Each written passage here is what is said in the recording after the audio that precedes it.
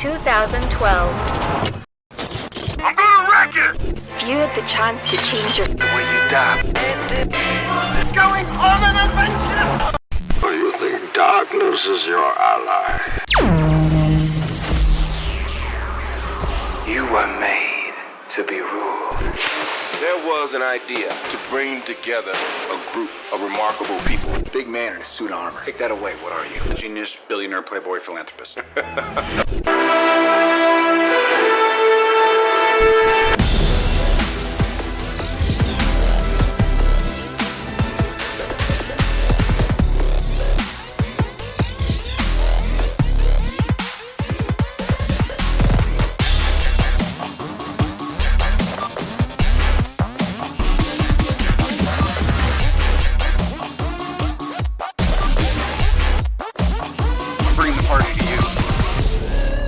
Welcome to another episode of Quantum Recast, and no, Cory has not developed a speech impediment. My name's Ash, and I shall be stepping in the role of host for today's monumental episode. I believe only the second time Cory has not hosted, but drastic circumstances call for drastic action.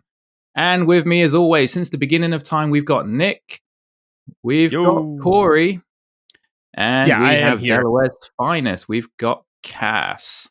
That is Cory. Right. Cory is here, confirmed. Cory is present. Just I got demoted. Some say demoted, but yeah, he's here. He's here and he's here. That's right. It's a full house. The minimum requirement for what we're about to tackle on today's episode, because Cory has decided if you want something done, you need to do it yourself. So he is stepping into the director's chair to oversee and decide the direction 2012's The Avengers will go if the film was taken back to 1988. But before we get into that, if you're listening already, chances are you already have. But if you're a first-time listener, get on those social media platforms and start subscribing. Quantum Recast are all on major platforms: Facebook, Twitter, Instagram, and we are now also on TikTok. More recently, we did it. Yeah, we made years of research. We have finally broken through. Yeah, that's right. We're shining bright. That's it. TikTok, that's right. We're stepping up the game. We're shining bright on all social podiums. Give us a like, give us a follow, give us a comment. Just get involved. We love that. We're a friendly bunch most of the time. Our main playground is the Gram. Some cool stuff happening on there. And if you feel so inclined, interact with us. Ask us things. Tell us what you like, what you hated. Tell us your thoughts. We listen to most things. We're pretty frequent on the social media game. Your hopes, your dreams, aspirations. You know, we respond. Yeah, we're pretty cool there. We respond quite quickly. And if you've clicked on this podcast and were semi-curious about why Avengers is sitting next to the date 1988, no, you didn't miss some awful attempt of the movie like they did with Super Mario, and apologize for bashing that movie. I know we've got some diehard fans here, but let's be real. That film is complete trash. But what we do here on Quantum Recast is we feed curiosity. We engage heavily with what ifs. And that's exactly what we're doing here on this theoretical podcast.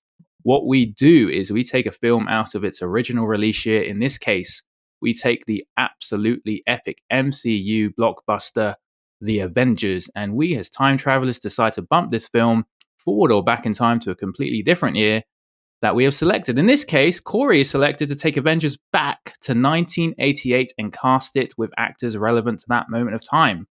But there will be rules, there will be guidelines, and there will be restrictions that one must follow in order to recast this movie. But we shall touch on that in a second. But this is a film podcast, so I'm always intrigued to know what people are watching, recommending, trashing on. So I'm going to go around the room and ask what you guys have been watching. Anything good? Anything bad?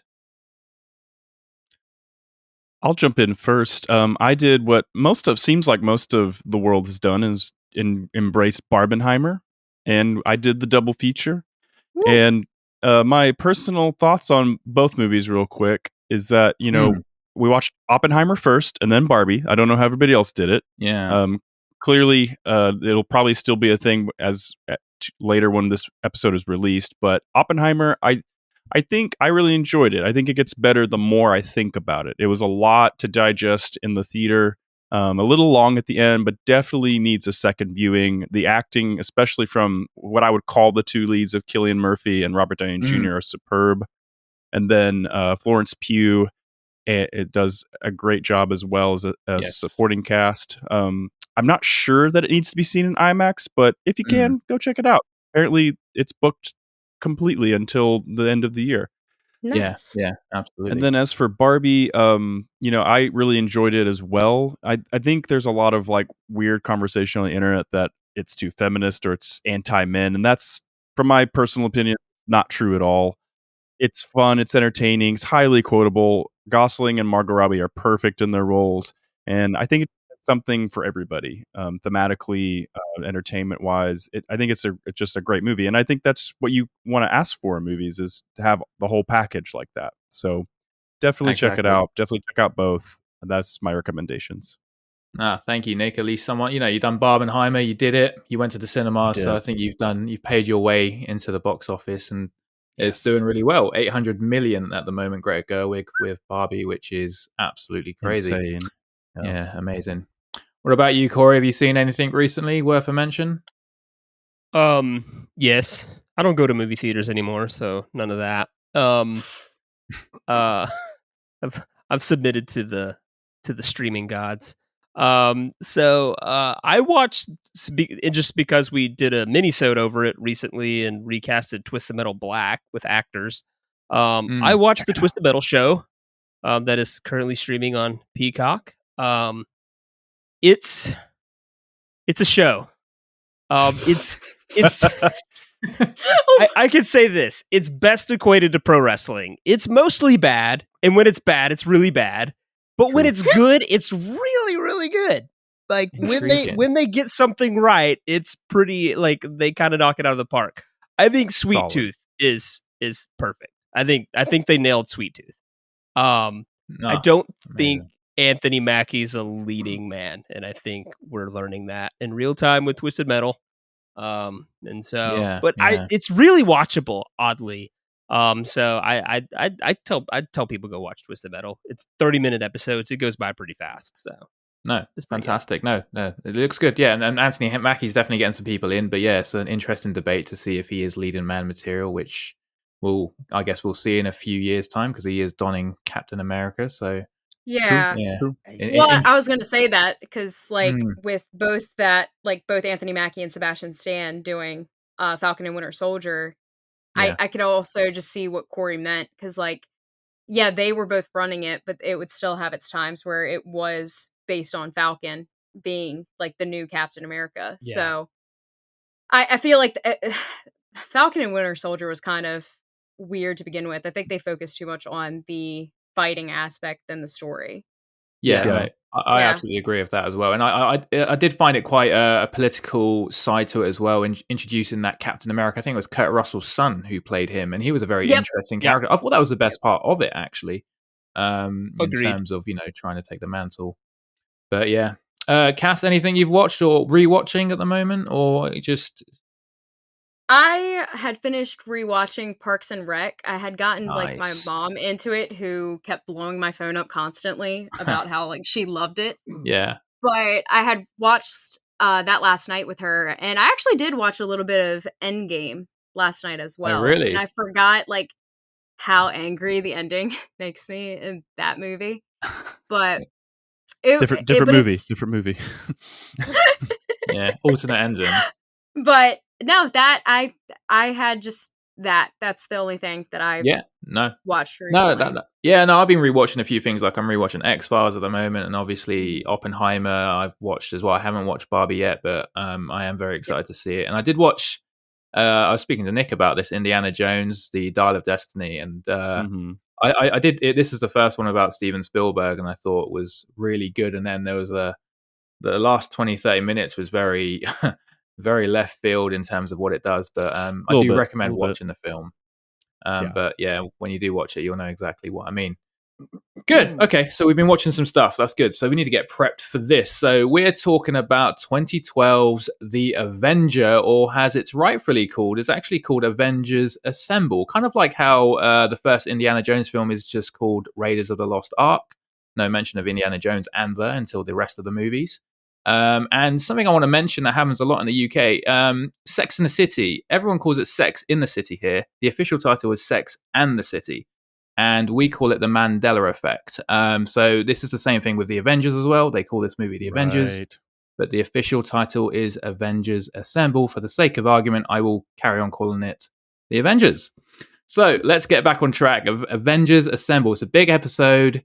It's been a long time coming. It's the reason Cory's decided to take the director's chair. We have people on social media asking us to do this movie for a while now, but we just weren't ready to tackle it. It's a tough job. There isn't a movie of this magnitude, but we believe we are ready now. So Yes. we've got our hammers, we've got our shields, and we've got our bow and arrow, and we are ready to recast this movie. But first, let's give you guys a bit of content. Let's just see what the critics were saying about Avengers Assemble. So I'm just going to give you a few useless critic stats. All right, useless critic stats for Avengers Assemble. Let's have a look at the respected critiques on the internet. So IMDb gives this film a solid 8 out of 10, which is the second lowest of all Avengers, or the third highest, depends how you want to look at that. Rotten Tomato critics and audience scores both give it a 91%, which is incredibly high. Metacritic have Avengers Assemble at a very curious 69 out of 100. So they didn't quite drink the Kool-Aid, but it was high enough not to cause a stir. So Metacritic's kudos to you. And Letterboxd 3.7 out of 5. That's also quite respectable. And if we go to our main man, Roger Ebert, our main man Rog, who was getting too old for this shit because 2012 was the last year he did reviews because he unfortunately died in 2013. I know, cue the violin, because it was a very sad moment. So Avengers Assemble was actually one of the last 10% of reviews he did of an estimated 10,000 reviews in his lifetime. And he gave Avengers Assemble a solid 3 out of 4 stars, which is quite high, very high. Wow. That is. And yeah, Roger's sort of a hard man to crack in terms of what he thinks of movies, but I'm not going to read too much about his review, but I will say what this little bit here. He basically goes, these films are more or less similar, and Avengers gives us much, much, much more of that, blah, blah, blah. But the thing that really hits home in this review, he says this: the Avengers is done well, with style and energy. It provides its fan with exactly what they desire. Whether it's exactly what they deserve is arguable. Now, I find that last comment very interesting, which leads me to ask you guys this question. So, Roger, he died in 2013. Do you think he would have any respect for where we are now with the MCU universe? Do you think he would have any kind of, acceptance for it? I don't know. Like, he's such a hard cookie to crack a lot of the time. So he could be into one movie and then just totally love the other, and they could be similar things, and you're just like, I don't get the difference here. But he's too hard to read. I feel like with it now, how like even like this year or like last year, I feel like it would be a little bit more questionable. Like it would be the lower rating from him. The 2 or 1 out of 4, maybe. But I think like after Avengers, like I would be more curious to think of his opinion of Age of Ultron, since that one's the one that's the least favorite in the series. Yeah. But in the so that's my opinion. I think it would basically be maybe in the past like 2 years, but a negative opinion. But no, I completely agree with you. What about you, Cory? Because you're a big fan of Age of Ultron. Do you think Roger would have any likability for any of these movies that come after 2012? I would like to think that Roger Ebert would respect what in the MCU did between Iron Man and Endgame. I think that is, I think, okay, in my opinion, hot take. First hot take coming in. Okay. Iron Man through Endgame, it's the greatest franchise in cinema history. I think it's interesting, incredible that they told one story over 10 years and did it well. And yes, I think like there are bad movies in it, but I think the feat is impressive. Now, I think Roger Ebert, if he were alive now, would be rolling his eyes at the typical Hollywood, let's milk everything for what it's worth, and Disney Plus just cranking out a lot of subpar content. Like, I don't think he would love that. But I think he would. I think he would respect what happened between Iron Man and Endgame. Personally, and I think you're right as well, because no one's ever attempted to do this over the course of 10 years with the same characters over God knows how many movies. Yeah, Warner Brothers is still trying to figure it out. There are loads of people now. Yeah, It's the complete suffocation of comic book movies now, the regurgitation of them, where it seems to headline the era we find ourselves in. So it's interesting to see if after Endgame, I think you might be spot on. I think after Endgame, I think, okay, that's it, let it go now. But yeah, we are milking it. I do think that you have a lot of people that are reaching this point of there's people that are being willing to see where they go with the movies and stuff at this point, but you have a lot of people that are just kind of ready to go, yeah, Endgame was the last one. I don't care about this multiverse stuff. And hopefully they can right the ship, but there's been a lot more misses than hits in this go round with these movies. But hoping for the best. Well, yeah, because even like with the shows, like I still think WandaVision was fine, but I've seen stuff like where people were like, "Oh, let's get another season," and I was like, I think it ended perfectly the way it was, because then it led up to Doctor Strange. Yes. The multiverse, like madness. Yeah. And then, as I mentioned with Falcon and Winter Soldier, that one was just, it was too questionable. It wasn't even Falcon and Winter Soldier. It was just Anthony Mackie and Sebastian Stan being themselves. Yeah.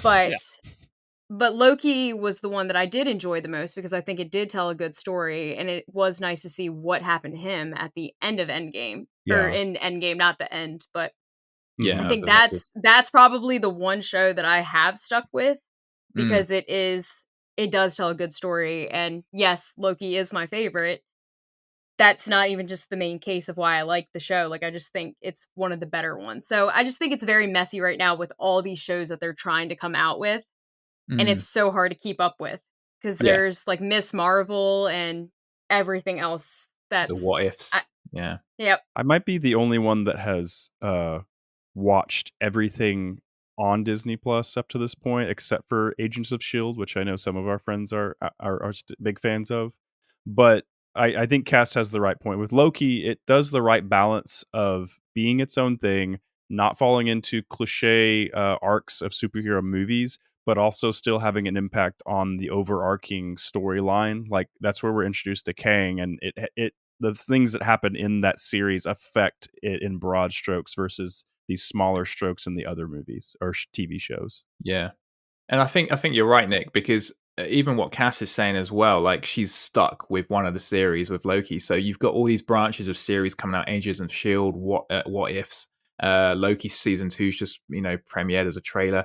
I think there is something out there for someone, which is what they're trying to do now. I think, we've got this character development, which has gone on for 10 years, but now they've got these TV series, they've got these cartoon series, some shows, and you can latch onto one of them and probably ignore the rest and, revisit it when it gets to, a film called The Avengers. So I think it's still holding solid, but I think it's sort of dissipating, the passion sort of going now, because we know, we've seen Endgame, we know how that ends, and we're like, well, how do you top that? So it's interesting to see where they'll go. There's just a lot of superheroes in like these movies. Like, we've seen a bunch of them. So it's like, continuing on with Ant-Man, continuing on with Guardians of the Galaxy. It's like, we're going to continue doing like some of like these movies, like seeing what they're doing, but it sometimes just doesn't work out. Like, I can say that the third Ant-Man movie was awful. I did not like that movie at all. It wasn't great. I was bored the entire time. I just was not into it at all. And Guardians of the Galaxy 3 was actually good. I did really enjoy that. Yeah. And seeing that in theaters was the best thing that I did. But I just feel like we're trying to continue a story with all these other characters, since Cap's story ended, Iron Man's story ended, and Black Widow, whoever else. But it's just basically trying to say like, oh, well, this is what so-and-so is doing now. This is what this one's doing. And it's just messy. Like, it doesn't feel like it's all like, it just all doesn't make sense to me. No, exactly. And that's tying things together. Exactly. I think we're sort of forcing it as well. And I think we've got like our producer here, Terran, going on about Eternals. And I watched the Eternals and I absolutely loved the Eternals, but I think it was better it should have been a TV series, because there was like 8 main characters. And I was like, you could have made this a TV series in, a heartbeat, but it was just so much going on. And I think it's exciting. I like being part of it. But at the same time, there's a lot of pretentious people going on, oh, this is the era we're falling into. I've been a voice of that, argument as well, but I've just sort of embraced it now because it's just what we're falling into. Like, this is the era of comic books. We just have to accept that. So that's what we got to do. Right. Okay. So let's go back to the Avengers Assemble. So we're going to go into a little deep dive of the movie. The movie came out in 2012, directed by Josh Whedon, who is known primarily, I would say, for Angel and Buffy. I don't know, correct me if I'm wrong, but that's what I know him from. That's fair. Some Firefly fans out there too. Yeah, oh yeah, of course, Firefly, great. And I'll say this movie acted as the conclusion to what they now call phases. This movie being the end of phase 1, which spanned 4 years, which started with, of course, Iron Man in 2008. The infamous Ed Norton Incredible Hulk, Iron Man 2, Thor, Captain America First Avenger, and finally, the film in question. As of today, we find ourselves in Phase 5. We just have over 32 films and 9 TV series that interlink, share characters, and build up across multiple universes which explode in a huge battle with chosen heroes from the 41 productions, usually in a movie called Avengers. So far, we've had 4. Avengers Assemble, Age of Ultron, Infinity War, and the last one in 2019, which was Endgame. So I just wanted to ask you, how long do you think they can keep going on with this? I know we've touched on it a little bit, but because Phase 6 has just been announced, there are still many characters left to introduce. Wolverine is now back. X-Men are slowly merging into the MCU. Past movies like Tobey Maguire's Spider-Man are coming into the mix. It just seems like everything is fair game. I mean, do you actually see there being an end to this whole franchise, like an endgame? Is that going to happen in our lifetime, do you reckon? Or are they just going to carry on milking it? Yeah, I think it's going to, like you said, it's a show business, and they're going to, if it makes money, they're going to keep doing it. They're going to keep pulling stuff. I mean, they've got Avengers stuff built into the theme parks now, so it's never, I don't think there's ever going to be a true point where it dies unless they just bomb it so bad. You know, you get a Game of Thrones style ending where people just forget about it. It's no longer in any of the zeitgeist kind of discussion. But I think the next cycle of phases, like this, we had the Infinity cycle or saga. I think this multiverse saga will really kind of define what they do from here, because it could, if they get to the end of this and they decide, well, the numbers aren't the same, they might consider rebooting, they might consider taking a break. Rarely do they take a break. Usually they just say, let's fix it and try to fix it and move forward. But I do think this next phase will be a really big indicator of like what they might end up doing. And I also think, you know, the strikes and everything that's going on top of the future of streaming will really indicate the direction they decide to go. No, absolutely. And I completely agree with you as well. And, you know, they've still got 2 Avengers movie, one called Secret Wars and Kang of Destiny. And I know Jonathan Majors has had some trouble outside of the movie industry. So I don't know where the direction of that's going at the moment, because he's already been established as the new Thanos in a sense. Yeah, so, it feels like the balloon's getting a bit too big. Less focus on things is obviously the issue, and why people are not tuning in as much. Yeah, and I completely agree with you. And I think Cass made a good point as well, because I agree with you of Ant-Man 3. It was completely garbage. And then I went to the theatre just like you to see Guardians 3, and I thought, oh, this is amazing. So there's always a film that's good and there's one that's bad, and it will just keep bringing me back in. So I'm always, I'll still see it. At least you watched it that way. I watched Guardians first and then Ant-Man, and I was like, okay, wow, I just watched a amazing movie. Ant-Man 3 is going to be amazing. Yeah, no, Ant-Man 3 was disappointing, but let's see if they can. And Ant-Man's one of the original Avengers. I've had this conversation, kind of to wrap up my opinion on it, I've had this conversation with Cory about it, is that I definitely have to do this with Star Wars now, but it's reaching the point with Avengers where, for the most part, especially the TV shows, where I just have to treat it like a Saturday morning cartoon. I can't just enjoy it for what it is. Don't look at it too hard, because then you'll be able to pick it apart and just accept like it's just a fun thing to check out once a week when it comes out. No, and I think that's a good way of looking at it too. Yeah, because it's just there. We just have to accept it's around us. It's on Disney. It's on the cinemas. It's everywhere. We've got actors left, right, and center playing in these movies. So yeah, it's something that we have to face now. All right then. So Avengers. Cory has decided to take this back to 1988. So we need to talk about movies in 1988. We need to get a feel of 1988. What was happening in that year? And it's actually a year we've been to before on this podcast. Most notably, the first ever episode was taken back to 1988 with Face Off. So this is kind of a historic moment. And again, we did it with Romeo and Juliet. So you guys are not strangers to this year at all. There is some knowledge parked in those brains of yours. But in case you want a reminder, we're going to have a look at the top global films at the box office and see what was making noise. So, top 10 global box office in 1988. At number 10, we have got the very emotional The Land Before Time. Very cute film. Loved it. Cried. Ooh. Number 9, we've got the film noir Rob Lowe film Masquerade. Very interesting film. Coming in at number 8, the game changer in the action department, Die Hard, came out. Ranked number 8. Number 7, Tom Hanks' steady rise to A-list status with the film Big, that famous piano film. That was great. Number 6, we got Rambo 3. Number 5, another action star, but mixing it up with the film Twins, Arnie and Danny DeVito. Number 4, we got Crocodile Dundee 2. Coming in at number 3, we've got Eddie Murphy's Coming to America. Classic. Very good film. Number 2, it's Who Framed Roger Rabbit, which has now become a cult classic now and taken the top spot at number 1 in 1988. And this man never seems to miss the box office, no matter what decade he's in. It's Tom Cruise and Dustin Hoffman's Rain Man at number 1. Guys, Rain Man. You guys seen it? Do you think it's aged well? No? I think I can't comment on the age well part, but I do remember it being a really good movie when I did watch it. It's crazy to me that that's the number 1 box office movie. I mean, in the world of superheroes and franchises, like that movie, which is a dramatic piece and really like a character actor foray, like it's crazy that that's the number 1 movie. I mean, that is a solid year. I mean, you've got your 3 big action stars all in their own movie. You've got Sly, Arnie, Bruce doing their thing. I mean, Cory, you're the horror ambassador amongst us. You don't actually get a horror movie until 23, which is Nightmare on Elm Street 4. And Cass, one for you. Child's Play sits at number 26. So it's quite a big year for horror. But also at the same time, you've got the go-to action stars all on their A game at the moment in this year. And even actors falling outside their genre, like Eddie Murphy was hot stuff at that time. Some would say his peak. So that is a very, very big year.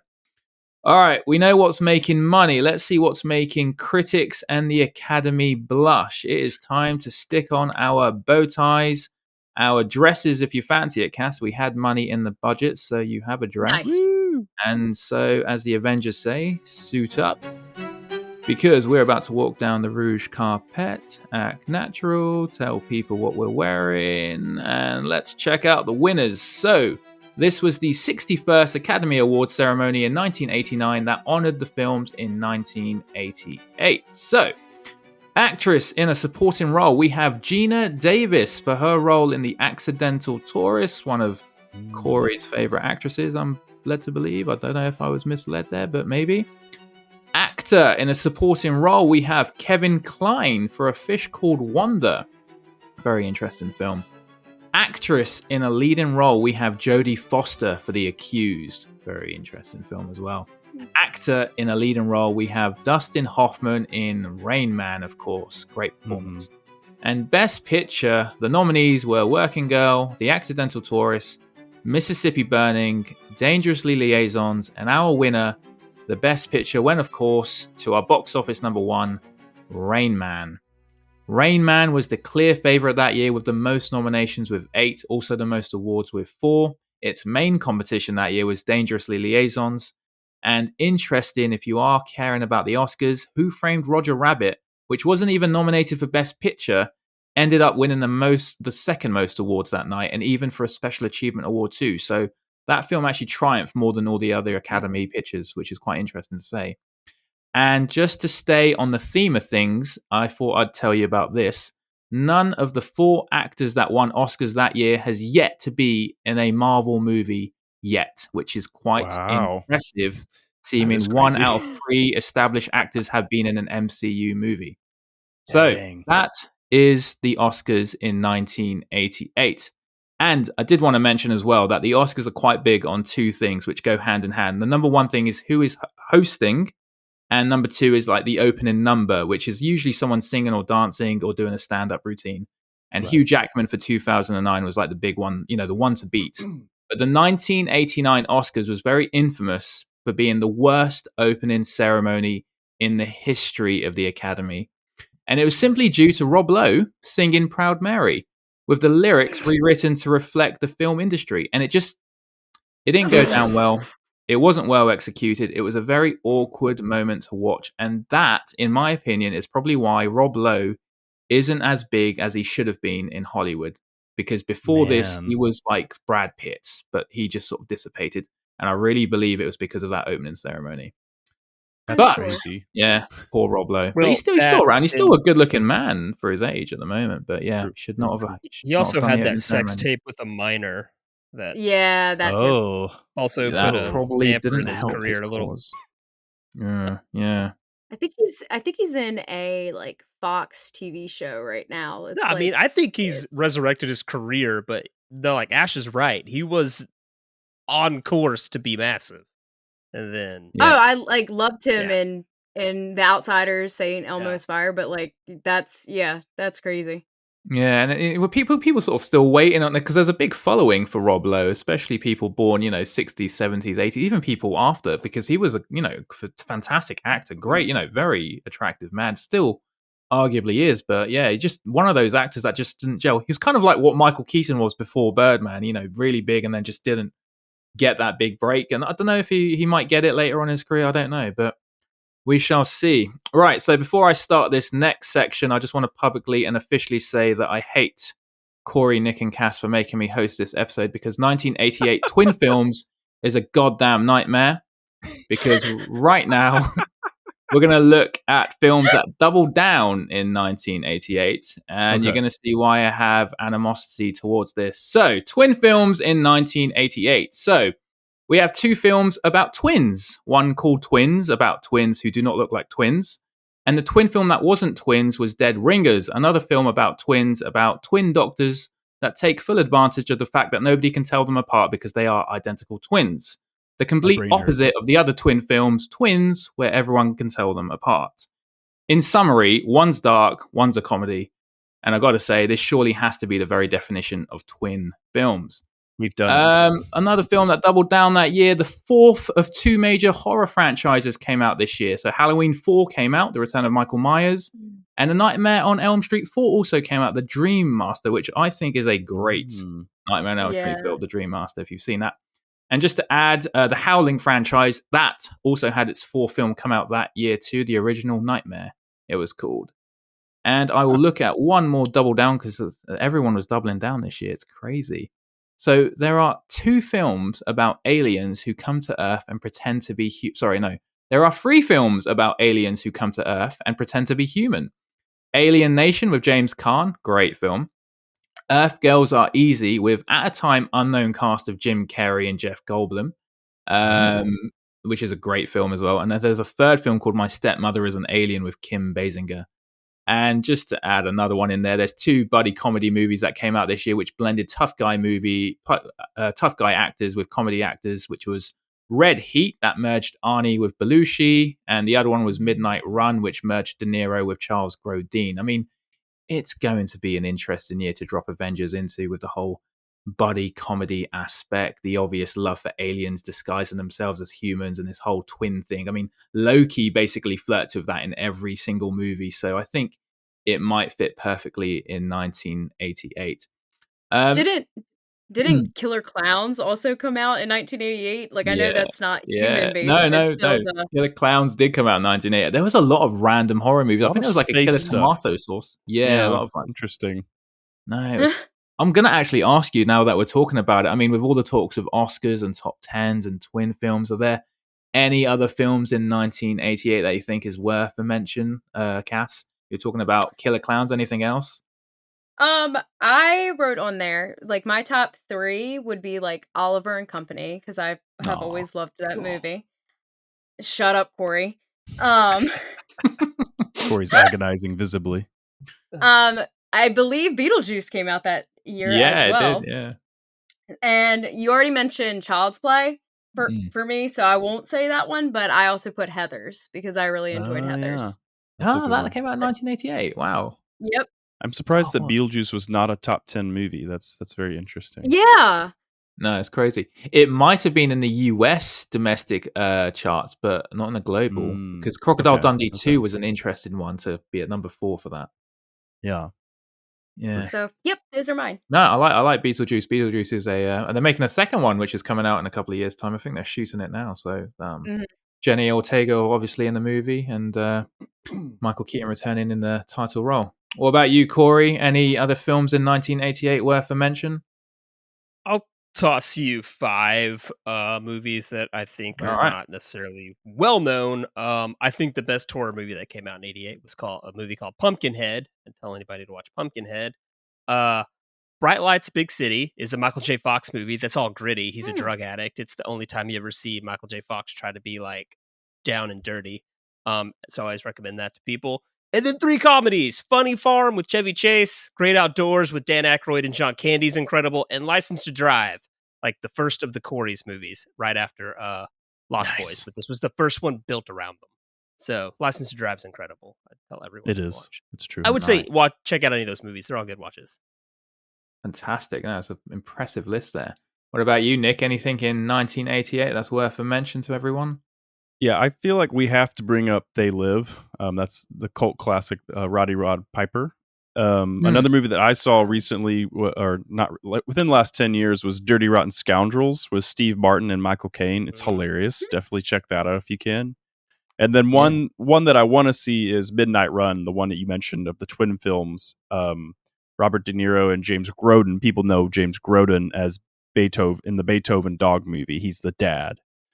For anime fans, you could definitely also check out Akira. This is the year that the shot with the animated cars skidding by that everybody copies. That's what that's from, and that came out this year. So amazing, Akira. Yeah, Akira's definitely one to mention. I can't believe that was 1988. I thought it was crazy.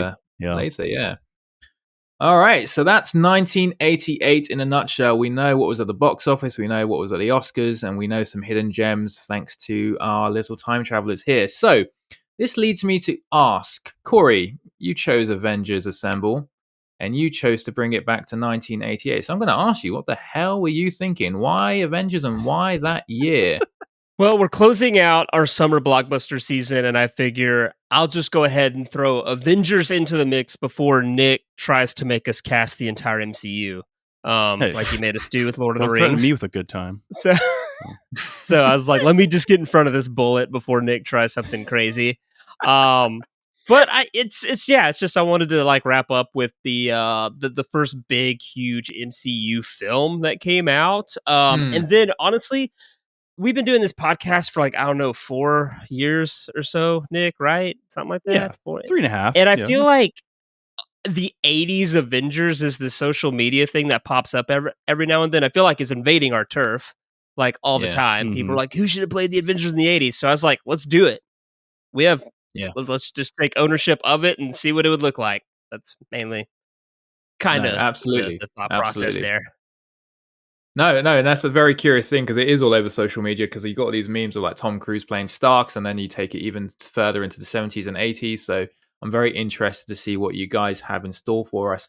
2012 was, a big year for Blockbuster, and this was really majorly hyped over the span of 4 years. I mean, Iron Man came out in 2008, and then you've had the Thor movie, and then First Avenger. I mean, did you guys remember watching this at the cinema? Did you guys making it a big thing when you went to go see it? Because I went with a bunch of friends. We had T-shirts on. It was like the last time we did that was probably the first Pirates of the Caribbean movie. So this was like a spectacle for us. I mean, did you guys do the same over there?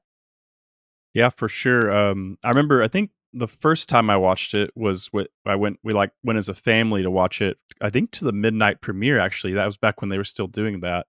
And then subsequently watched it with different groups of friends. And because it was just that type of movie. It was another one where it's a crowd pleaser. You got to go watch it. All the different moments that are just huge in a theater whether it's Thor and Hulk fighting or Hulk beating the crap out of Loki, and everybody laughing hilariously. It was just, It was an experience for sure to go see it in a theater. Absolutely. No, it was an absolute spectacle to go see it. I don't think I've had a moment like that. Maybe Endgame, but it's fallen off the heels of, Avengers. So it was the big movie. I mean, Cass, did you Did you watch the Avengers at the cinema when it came out? No, I didn't. I got into like the Avengers like a little later on. Okay. I think probably around the time that Age of Ultron came out, Yeah.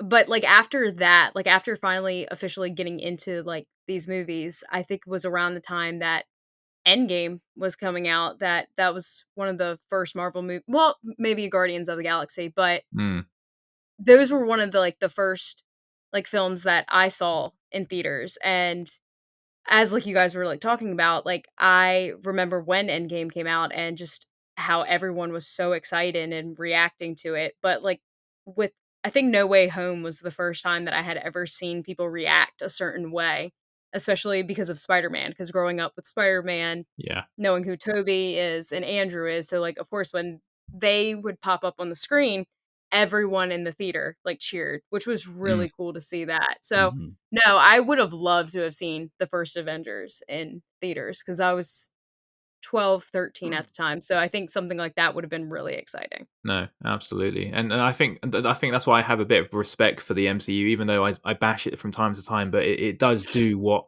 cinema intended for, its viewing, to get people together, to make it like a theater, to go out, make it a day, organize a whole day around this one event, and you don't really have that anymore. I mean, yeah, we had Barbenheimer, but before that, it doesn't really come along often, really. But I think Avengers did a massive thing in 2012. I mean, Cory, did you remember seeing this at the cinema? If you did watch it at the cinema, Yeah.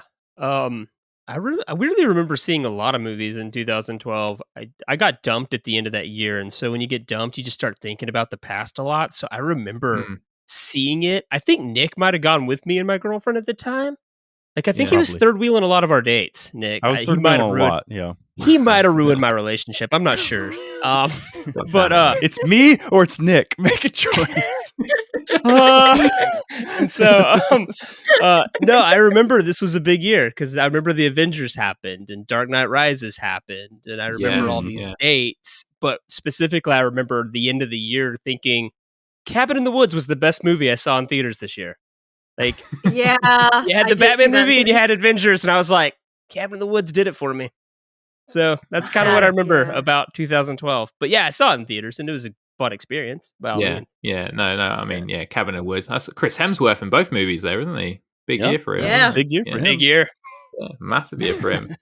I love Cabin in the Woods. Was a great film. But yeah, no, it's interesting. Now, hopefully, we have that moment because now they're in the cinema for a while, and then they go straight to Disney Plus or a streaming network, and you don't really have time to make it a spectacle. So it's a bit sad, really. But thanks for that. I also have a question. I mean, if this movie is coming out in 1988, we have to assume that the Iron Man movies and the Thor movies all come out before 1988, right? So does that, I mean, Cory, you're like the 80s man here. Does that change what the 80s have become or is? I mean, having this movie in 1988, does that change the whole outset of like John Hughes films or the vibrancy of the 80s? Does that put a stamp on it, do you reckon? The only thing I would say there is this could have provided possibly an out for the Brat Pack.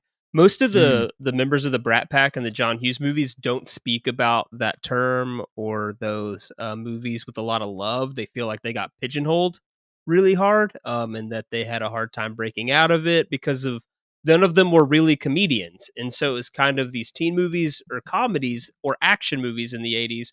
But the 80s action movie was defined by bodybuilders and huge people. So a lot of those actors of the John Hughes Brat Pack vein didn't find a lot of things. Like Young Guns was like which came out this year, was like the biggest shot they had trying to like cram themselves into a Western kind of.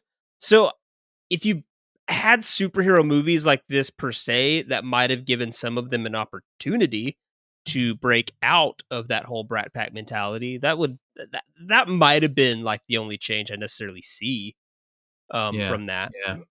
So no, that's quite interesting as well. I mean, what do you reckon, Nick? Do you reckon Avengers changes the shape of the 80s in terms of what we remember it to be?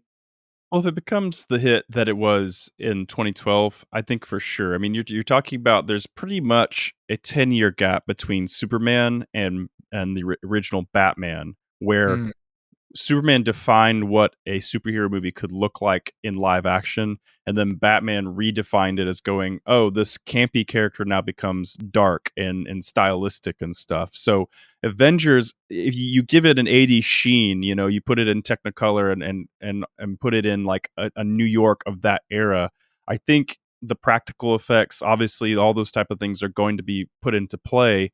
But I think for sure, yeah, if you're going in with the mentality of casting this, knowing all these other spin-off movies have occurred, or they go further and they go beyond this into the 90s, I think you have to have it has to have an effect on all of this. You start questioning how it spiderwebs out and what franchises may live or die because superheroes take off 20 years earlier than they were supposed to, you know?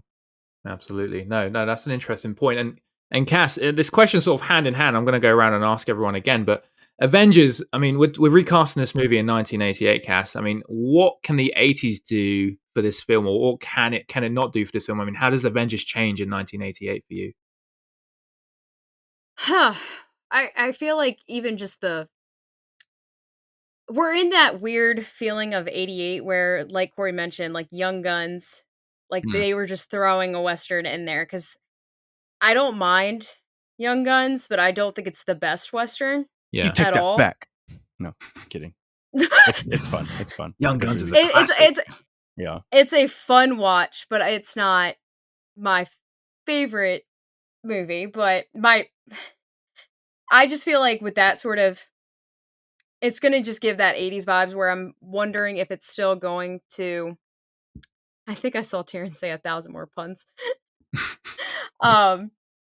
I just wonder if it's going to be super serious, or if it's going to be almost like a Top Gun feel to it, where it's just kind of, you don't know what's going on and what they're all doing there and how they all get together.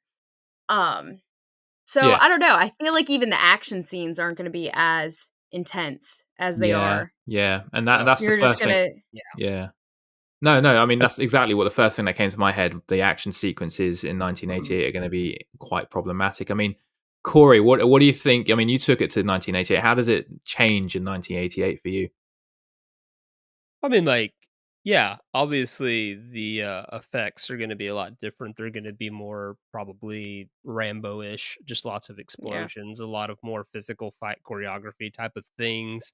I mean, like, yeah, you're really limited in what you can do in 88. It's almost like you're almost saying like, wait, are we retconning this where we're bringing 80s actors to 2012? You know, because this movie really can't happen on the same scale in 88. But again, we just want to, it's mainly we're just talking about who would play who. But that's going to be a big difference. I would say the big change is, I think if this movie comes out in 88 and it is successful, we do not get Burton's Batman. I don't think it happens. Now that's an interesting question. It's a lot more bright. Tim Burton doesn't get to touch it. It's going to be the ripple effect, a brighter, happier Batman. Or at least because at this point, Batman would be in production, and you probably would get a lot of studio heads going, we need to make this more like that. It needs, like Cory said, it needs to be brighter. We need to cut out all this dark stuff. Jack Nicholson needs to be kookier or funnier and not so dark. And the Prince album can stay, but the rest of it needs to match that more. So the best part, the Prince album. I love that. Do we get Michael Jackson doing the Avengers soundtrack? Or are we going to get a fight here? Like, that is a great idea. Michael Jackson for the Avengers 1988. How about that? What about you, Nick? I mean, besides sort of the Batman hindrance, maybe that's in production, do you think Avengers changes drastically in 1988, besides maybe the action sequences? Anything else? Obviously CGI is not really a thing yet. So the Chitauri, the enemies are going to be practical. So I think that will be cool. I think that could have been implemented more in even the 2012 version. But as for like the Battle of New York, it's going to be very interesting to see how they would. I mean, the closest comparison you can possibly think of is Ghostbusters, when they have to climb the skyscraper to fight the Stay Puft Marshmallow Man. Like, that's an epic scale in itself. But it's the Stay Puft Marshmallow Man is not a giant lizard thing flying through the air through a portal in space and time. So there's a lot of crazy stuff that you would have to be able to pull off. On a side note, I would say that Battle of New York is probably one of the better laid out final sequences of a movie. you know, me and Cory were talking about this the other day about, I feel like it takes a minute to get into the fun and games of the middle part, but then like by the third act, when the team is together and they actually have a strategy for how to like fight these enemies and how to keep them at bay, and like it's the third act is so well laid out, in my opinion, in terms of you're seeing the actual trying to turn off the machine, you're seeing them fighting the monsters and stuff, but you're also seeing like they do a good job of the ground level work as well, where Black Widow and Cap are trying to help people and save them. They do a really good job of balancing it between the macro and the micro, for sure. No, that's actually quite an interesting point. I think the practical effects will play a heavy part in 1988, and I think the 2012 version could have maybe used it. I've just been told by our producer behind the scenes, Vertigo was the first film which came out in 1958 that used CGI, so it was around, but I don't think they had the technology to really utilize it that well. No. Which is crazy. So it will be there, but will it be used well is the question. Right. So yeah, that's also quite interesting. Just wanted to ask you guys, you mentioned Tim Burton, couldn't do the new Batman if Avengers came out in 1988. Who do you think, we had Josh Whedon do Avengers, which is a very interesting choice. Who do you think's going to be sat in the director's chair for this movie in 1988? Have you got any names that you could throw around that maybe could take a stab at this? Who's relevant for that year? Anyone? What I would throw at you is, I think, because what the magic of the Avengers movie is you're bringing together all these differing elements, all these different characters that couldn't be any more similar. And Whedon did a great job of letting that banter and letting them sit there and have that conversation. It's almost like a weird heightened Breakfast Club at moments when they're sitting there all arguing with each other. So that's why I would sit there and be like, you get John Hughes to at least write it. That's my opinion. And then me personally, like the way Whedon shot it, he likes to use a lot of interesting long takes, a lot of like movements into Dutch angles and stuff like that. So my thought immediately went to someone that has a little bit of that stylization, like Brian De Palma. I think I don't know if he's necessarily what you would consider an action director, but I think he did Mission Impossible. Yeah, so then that's what I would point to, is like that one's for sure. I think there's just a lot of interesting shot choices and stuff that they do in the 2012 Avengers, and I think that De Palma would take some risks similar to that too. Yeah, no, De Palma's quite interesting choice. Did he do the Untouchables? The one with Sean Connery. Yes, he did. Yeah, he did, because that's quite action packed for a film about gangsters. So yeah. What about you, Cory? Nick's suggesting to take John Hughes on a writing gig for the Avengers. Do you agree with that, or have you got anyone else in mind? I would say that it's going to come down to, for me, James Cameron or Robert Zemeckis. I just think they're going to grab the tone for these, as well as the big vision kind of thing. No, that's a very, like, you got Back to the Future versus Terminator, both films revolutionary. Terminator 2 probably considered one of the best action films ever made, and Back to the Future still being talked about now. I think Tarantino named it a perfect movie in his book. So no, that's actually quite interesting. My last question to you guys before we kick off, and we've kind of touched on about this for a second, but we have a lot of casting to do, and Marvel is extremely, extremely dominant now. DC doesn't even come close, so we can probably give the 2010s and 2020 to Marvel, but the late 80s and 90s and the noughties were dominated by DC. Tim Burton's Batman in the 80s, Joel Schumacher in the 90s with Batman, then you had Blade, and then you had Nolan's trilogy of Batman in the noughties. So if Avengers is coming in 1988, what does that do to superhero films in general? Does Batman and Superman exist? Because I think it's got to be down to timing. Does it affect all films coming out in the 90s? Because the 90s is now being called the golden age, which is interesting. Like Pulp Fiction came out, Shawshank came out, Saving Private Ryan. If Avengers came out in 1988, does that reshape what the 90s become? I think so. I think the first hit that you might take is what we've learned in the last 10 or so years since the Avengers has come out, especially, is that the studios and stuff were like, we need to lean into these franchises. We need to lean into these big movies. And the shift that's happened since the 90s is that we've lost this middle ground of independent and mid-level movies that were, starring a Denzel, starring a Will Smith or something, that weren't breaking $100 million in budget. Yeah. But now it's like we're reaching this point where there's these $250 million movies that are making back their money because people are just throwing money at it, going like, people will go watch an Indiana Jones, people will go watch a Marvel because it's the title, but they're not putting the quality into it. And so my concern would be that if we're advancing that all that progress, 20 years faster, that the independent scene, we might not get a Tarantino or a Rodriguez, at least not on the prominent level that they are. And the fact that streaming and the internet does not exist at this point, and that would be something that would happen in the 90s if they continued to sprawl out and continue to try to make more of these movies. I just don't know if a studio, even Disney, would have the legs to do this on that level, on that scale in the 90s. I just don't have that knowledge, really. No. Yeah. No, it's quite interesting to think about the repercussions of what this, because this movie's big. It's not just a studio movie. I mean, it's a studio movie, but this is coming off the back of 6 films, kind of like a big franchise in 4 years. So it's going to have some ripple effects, and I think it already has.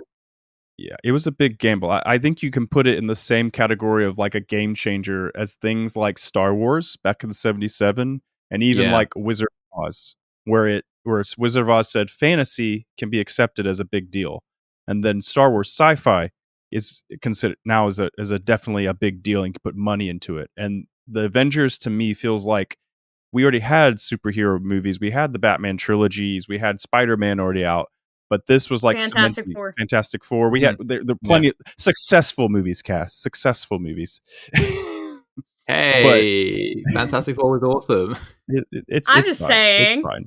But what I'm saying is that this definitely put the staple on, like, yes, you can invest in this and put more energy into like these shared universes. Because from that point on, DC was trying to play catch up. We had an attempt at a dark universe with Universal's monsters. Like everyone was trying to shift towards that. No, and that's the thing as well, because the 90s is going to take a real hit. 2000s is going to take a real hit. It's gonna ultimately reshift what superhero films have come. And you're talking about Fantastic Four, X-Men, Blade, the Sam Raimi Spider-Mans. They're all not going to exist, I guess, if this movie comes out in '88. So it does create a massive staple there. And I someone did say about Chris Evans being Johnny Storm. For me, I think Chris Evans Johnny Storm is the best role for him ever. When he was casted as Captain America, I was like, well, he's Johnny Storm. He's not Captain America. Can you stop? Like, trying to get this guy in it? Because it just, I hated it. I just saw him as Johnny Storm. I still do, in a way. Yeah.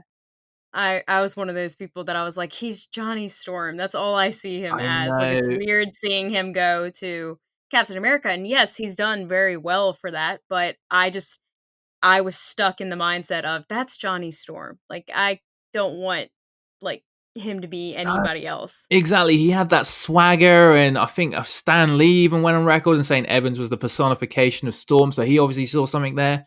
But obviously the studio saw something in Chris Evans as Captain America, and that was a big casting call for it. But there you go. Yeah. But this is what I'm talking about. The repercussions of these movies, these castings, everything is fair game now. So having Avengers in 1988 is going to cause some massive waves. So when you when you even discussed about how the earlier movies, so like Iron Man, Captain America, and how all those came out before the Avengers, how that would change.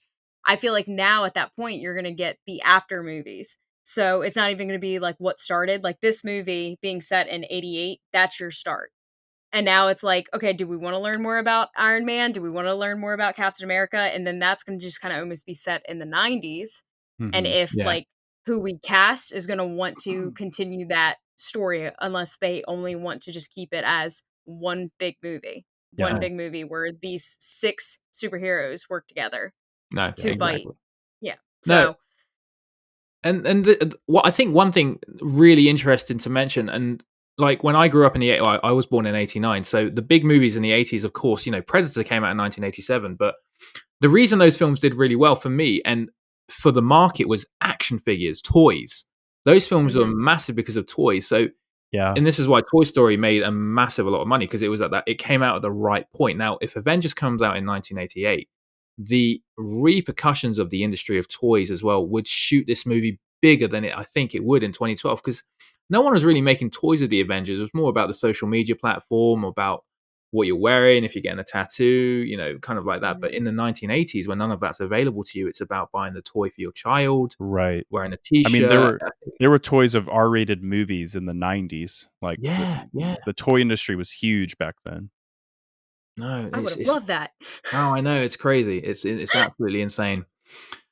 All right then. Okay, so should we pause until Cory gets back? So we can pause unless you just want to get a. Do we need a moment? I need to go to the bathroom. Yeah. Cool. All right, we'll pause real quick. Okay. Cool. Okay, Ash, whenever you are ready. All right, that's 1988. That is the Avengers. So let's get to work. Let's assemble this cast in 1988. So let's give this a go. 1988. I always try the cards. Good morning, my neighbor! You sweet little fun. I'm just drawn that way. Do you really think you have a chance against us, cowboy? Yippee-ki-yay, mother... You have arrived. Let's assemble these Avengers. Right, you guys ready for this? Because I read that Chris Evans was saying during filming of the movie, there was rarely a time that all 6 of them were together on set. And when it came to the day when all 6 of them were on set, Chris Evans sent a text to everyone saying, assemble, which is why the movie is called Avengers Assemble. So guys, assemble. Let's cast this movie. We're here now. Let's see what you got. All right, so here we go. Avengers 1988. We have to go through some rules that could make or break this cast. Cory, you chose this movie, so you will be serving as the director. Nick and Cass have prepared their own list that they are going to dazzle Cory with. Whether he likes them or not is going to be another story altogether. However, they are hampered by rules, game-changing rules that provoke us to really think about who we are casting. So, rule number 1, anyone Nick or Cass decides to cast in the Avengers 1988 must be alive in 1988. We got some powers to travel through time, but we just can't bring people back from the dead because we just don't have that capability. Rule number 2, anyone they cast in the Avengers 1988 must be free to do so. That means they can't be incarcerated, they can't be in prison, they have to be available. So try and avoid Nelson Mandela because he is off the board. Rule number 3. Anyone they cast in the Avengers 1988 must be active. That means they must have at least 1 acting credit in 1988 or prior to.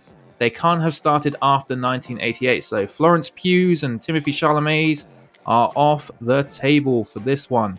And finally, anyone they cast in the Avengers 1988 will lose all major film roles that they are in 1988 because we just like our actors to have 1 film out that year. And this rule is a game changer. This is where Cory has to do some maths for the greater good. So tread carefully. And if you don't tread carefully, if you do provoke Cory to go green, because we know Cory loves the 80s and there's a lot in the 80s that you can meddle with, Cory has 3 power-ups as a director. Number 1, he has the old switcheroo, which means at any point in the casting, even up until the end, he can retroactively switch any 2 actors that have been put on the board, which may prove to be very interesting for this episode. Cory also has another power-up that we call the override, which is a big one, which means if you don't like Nick or Cass's choices, he can sweep in with his own choice and place them in the cast without Nick or Cass being able to do a single thing about it, but it must be done during that discussion of the character. Those are your superhero powers, Cory, but rest assured it wouldn't be a superhero episode if I didn't talk about my one and only power. That's right, I've got some skin in the game. I, as host, will of course take a back seat in these proceedings, but I do have something called the rejection, and that gives the host, which is me, the power to just say no. I don't like that choice, Cory. So if Cory picks one over the other, if he picks Cass over Nick, I'll be like, nope, you're picking Nick, and he can't do anything about it. Only thing that can override that is a director's override if it hasn't been used already. Are we clear on the rules, people? Yes. I think so. Ready to cast? Yeah. Maybe. Ready. Okay, so everyone's got their suits on. They've got their weapons of choice. So our next we are going to do a 30 seconds or less. So let's just get this show on the road. Let's start casting. Now, as per usual, we have to do our 30 seconds or less before we get to the main bulk of the cast. These are the people that are considered the minor characters or less important roles in the movie. But for a movie of this magnitude, that proves quite problematic. So what we've done, instead of our usual 6 for the 30 seconds or less, we have 7. And we also have 7 for the main cast too, because there's just too many damn people in this movie, which is a quantum recast first. So the 7 characters we chose to briefly cast for the 30 seconds or less are Thanos, played by Josh Brolin. And yes, we know Josh Brolin didn't play him in the end credits, but we don't care. He plays him in all the other movies, so let's just go over that little fact. Yep. Great. Yep. Agent Coulson, played by Clark Gregg. We've got Agent Maria Hill, played by the wonderful Kobe Smulders. Pepper Potts, played by the Oscar winner Gwyneth Paltrow. Jarvis, yes, the voice, with the assumption that he will be playing Vision in the later movies, who's been voiced and played by Paul Bettany. Hulk, played by a motion-captured Mark Ruffalo. And to clarify, this is the actual Hulk, not Bruce Banner. So we want a name that could actually play the Hulk. So have your WWF superstars at the ready for that one. And finally, Nick Fury, played by Samuel L. Jackson, who is a recurring character that appears in about 20 plus of these MCU productions.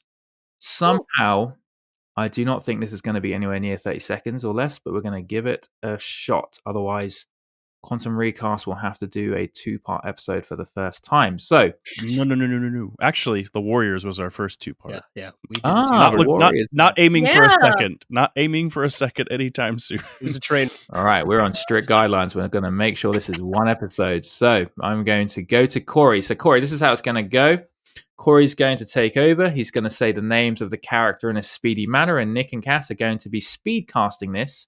There's going to be little to no discussion of your choice. Cory's just going to pick a name that he likes from the second you both name your players. So, Cory, I'm handing it over to you for the 30 seconds or less round. So, to clarify, we're casting the cameo Thanos, knowing he'll be featured further in the movie. I'm casting Jarvis, knowing he'll physically eventually be in this movie, and we're casting like a Lou Ferrigno type of Hulk because we're in the 80s and we can't motion capture. We gotta just have a beefy person, right? Correct. All right, cool, great. Then I'm ready. Just didn't want to make a mistake. All right, so I will call a name. All right, Thanos, Cass, Alan Rickman. Okay, Nick. Tom Berenger. Oh. Going Tom Berenger. Yes. Wow. All right, Agent Coulson, Cass. I'll need help saying it. Carrie Elwes or Elwes? Elwes. Princess Almost like Bride. Elvis. Yeah. Okay. I like it. Nick. Judge Reinhold. We're going Judge Reinhold. That's gonna break my heart when he dies. Oh, Yeah, it is. Oh my gosh. Maria Hill, Cass. Heather Langenkamp from the Nightmare on Elm Street movies. Oh, Enemy there. I see what you're doing, Nick. I'm giving you Demi Moore. I'm gonna throw Demi Moore in my back pocket. Demi Moore. Demi Moore. Oh, all right. Okay. You picked it. Okay. Pepper Potts. Susan Sarandon. Oh, that's nice. Okay, all right. Nick?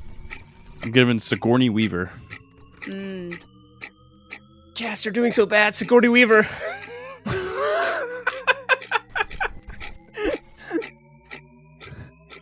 Wow. Okay, Jarvis, Cass. Tim Curry. Oh.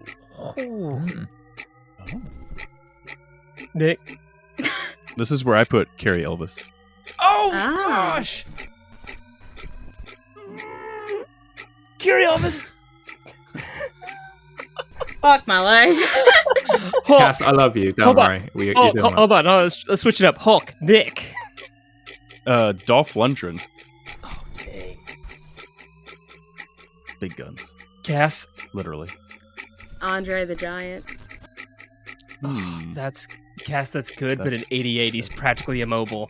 I gotta go Dolph Lundgren. Okay. Nick Fury, Cass. Keith David. Nick. Oh, that's good. I put Carl Weathers. I saw him. Cass, you're not going to get shut out. I'm going Keith David. Yes! I'm going Keith David. I was like, is this first? Is it happening? No, Justice. No. David's the right choice there. I can see it. I mean, Judge Reinhold is my personal favorite out of that bunch. Honestly, really mine like too, because that's gonna gut me when it happens. There were several names I ran across there. I even considered Tom Hanks, but I felt like Judge Reinhold was like a great '80s ideal of like a mid-level actor that everybody really loves and has connection to, and then so it's going to hurt really hard when he makes this team sacrifice to take out Loki. And he is going to be that guy that brings them together when they kill Judge Reinhold. They're going to be like, yeah, we got to get our stuff together and we got to do well. Okay, got it for the judge. I like it. I don't know. I'm scared of the rest of my list now. No, Cass. Yeah, me too. You're just me too a little bit. Listen, it always flips, all right? In all fairness, Cass, you had some really strong ones. Nick just edged you out. Like, Tim Curry was good, but it's going to be hard when it's a physical thing. I need Cary Elvis, I think, there. So, but Tim Curry, I kind of want to hear the voice in Iron Man's helmet, but I don't know. I had to do Cary Elvis for when it goes physical division. So, and he's dating Scarlet Witch and stuff. Yeah. Oh, Scarlet. All right. Amazing. So that was our 30 seconds or less. So now we move on to the main 7. We've added 7 because we've added someone that we all love. And it's been a while since we've done this many. Yep, so I'm just going to read out the 7 that we're going to do, and then I'm going to hand it back to Cory. And this one, we're going to have some discussion, back up your players, tell Cory why you think this person is suitable for the role, and we'll have a little deep dive into that. So the 7 players we're going to cast in Avengers 2012 to 1988. Number 7, we're going to go with Hawkeye, famously played by Jeremy Renner. Then we're going to cast Black Widow, famously played by Scarlett Johansson. Bruce Banner, the man in the skin, that's Mark Ruffalo. Loki, who is our number 7, we're going to get Tom Hiddleston in there. Then we're going to go to our top 3, which is, of course, Thor, played by Chris Hemsworth. We're going to cast Captain America Steve Rogers, played by Chris Evans. And, of course, we're going to try and recast somehow Tony Stark himself. That's Iron Man, played famously by Robert Downey Jr. So I'm going to hand it back over to Cory just to do a little introduction, and then we'll begin casting the main. All right. So we're going to start with Hawkeye. If I put an arrow through Loki's eye socket, I'd sleep better, I suppose. Now you sound like you. But you don't. You're a spy, not a soldier. Now you want to wade into a war. Why? Played by Jeremy Renner.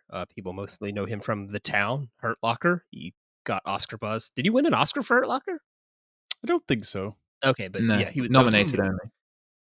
And SWAT. He was also in a National Lampoon movie and played Jeffrey Dahmer once. Nice. Played really well, actually, because Hawkeye's that Avenger no one cares about. But Jeremy Renner makes you care.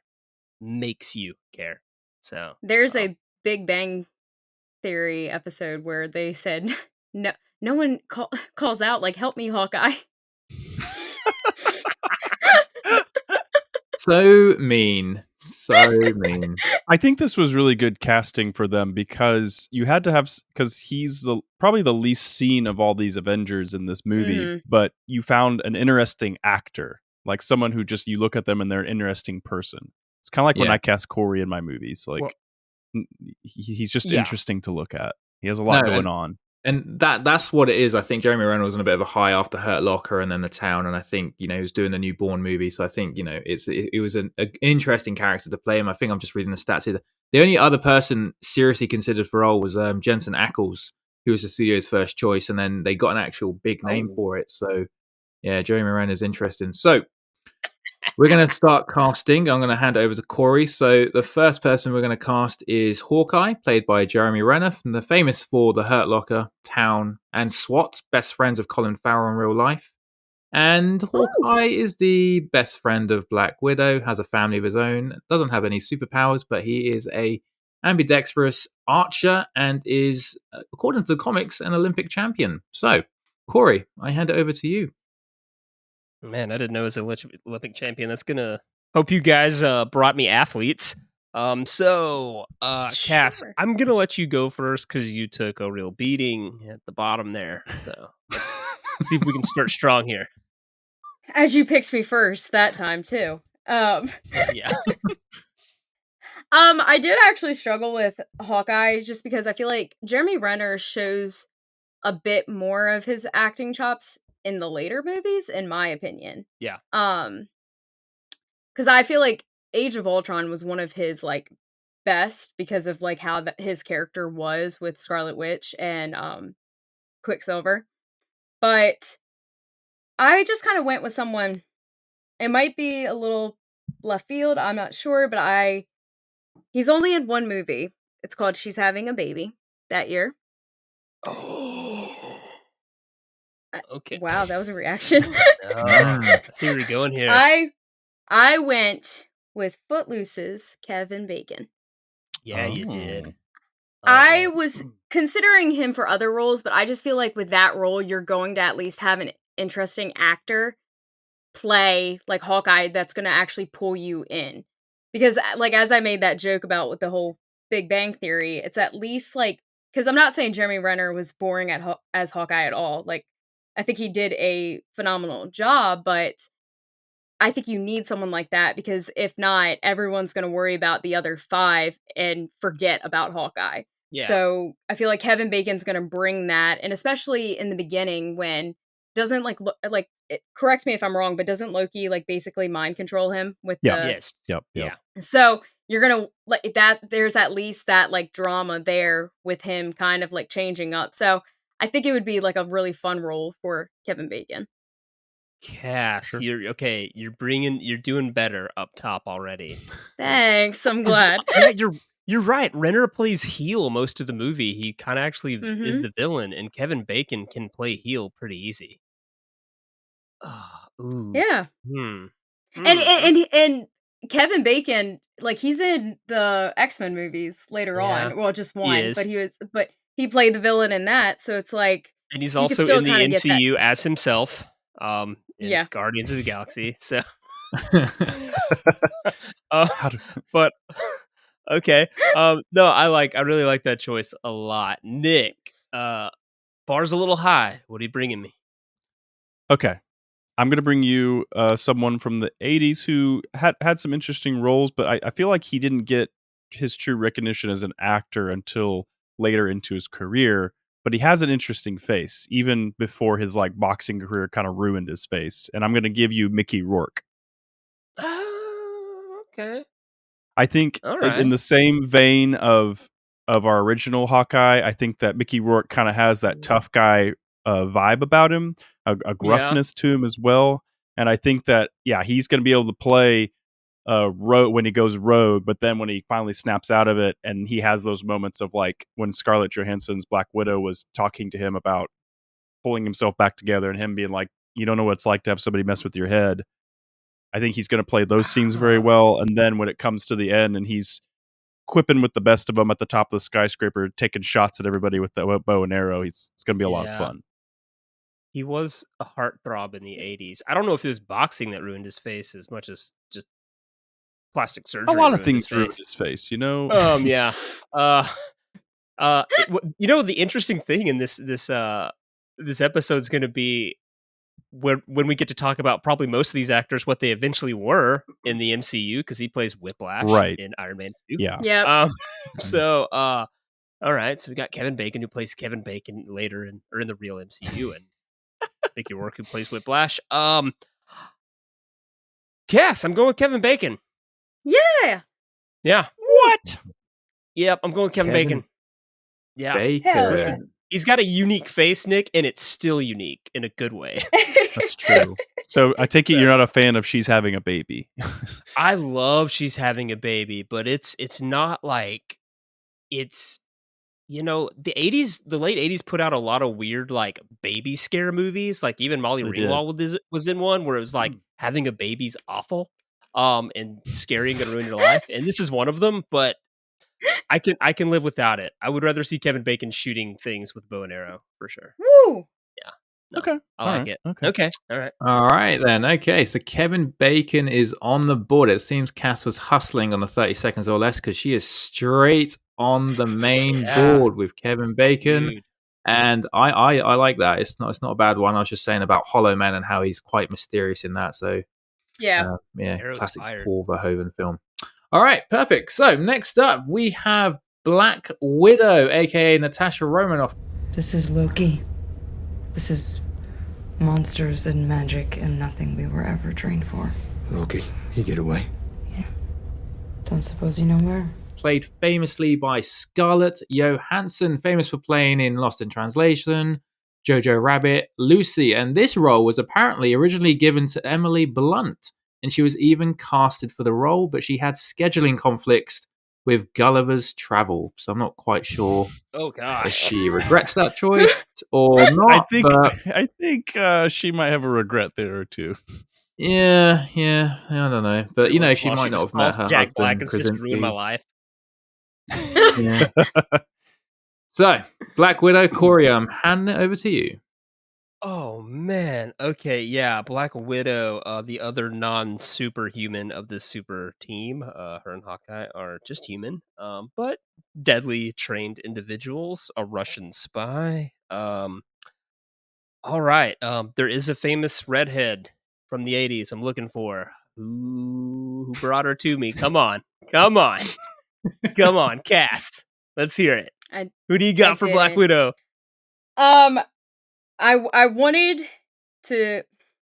I did try to go into the red hair thing, but I ended up failing because I wanted someone to get along with Hawkeye very well, the best friend vibe. Because Molly Ringwald was a little too young for the role, so I considered her. But I also was looking into Jennifer Grey as well. I didn't go with her either, so. That's pretty good. Oh my gosh. Okay, you're telling me you didn't go with anyone good, so who did you bring? I ended up actually going with someone that Kevin Bacon has worked with before. Because I wanted to have that little bit of fire, that like feistiness that Black Widow can have because of the trauma that Black Widow goes through. So I did go with Laurie Singer, who is his co-star in Footloose. Dang, she's just going for a reunion here.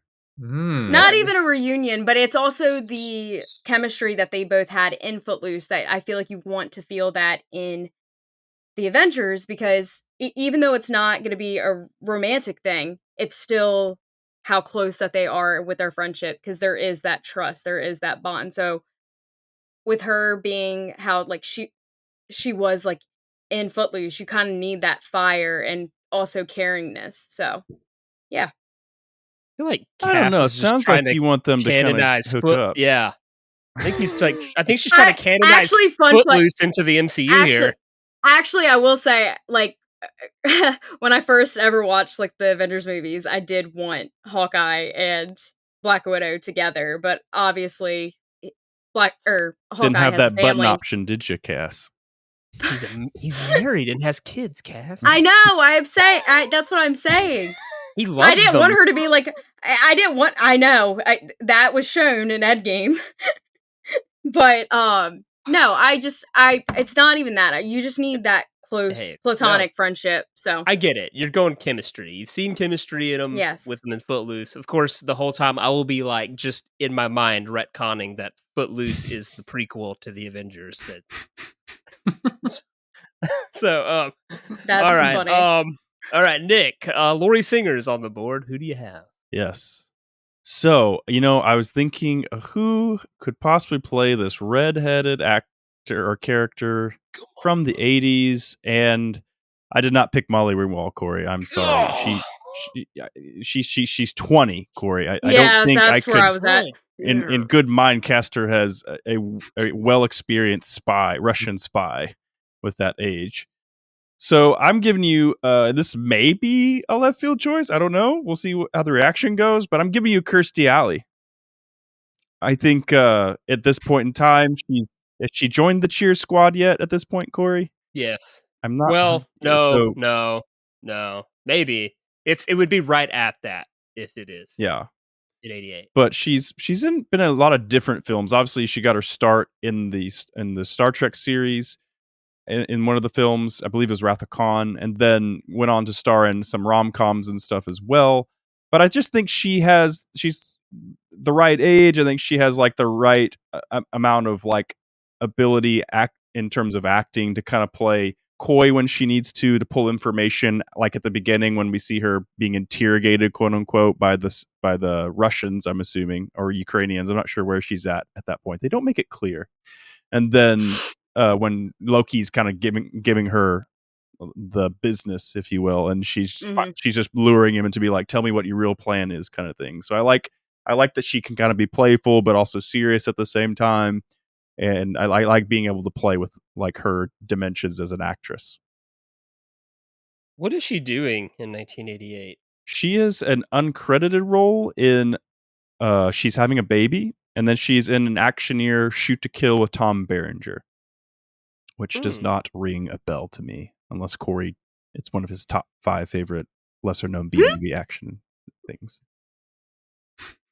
It's solid, but no, I don't. Okay, so Kirstie Alley catches me off guard a little bit, but I get what you're saying at the same time. She does have a charm and a sassiness to her that she can just kind of turn off and on over and over. Right. She can flip that switch pretty quick. She just joined Cheers in 87. Looked it up. And I don't hate it. But here's what I'm going to do. I'm going to put Lori Singer here. But I kind of hate to do this because I was actually thinking about using my switcheroo on Kevin Bacon. Oh. I was kind of like putting Kevin Bacon in my back pocket for maybe Iron Man. I don't hate it, but I'm actually going to switch Lori Singer and Demi Moore here. I figured that's what you were going to do.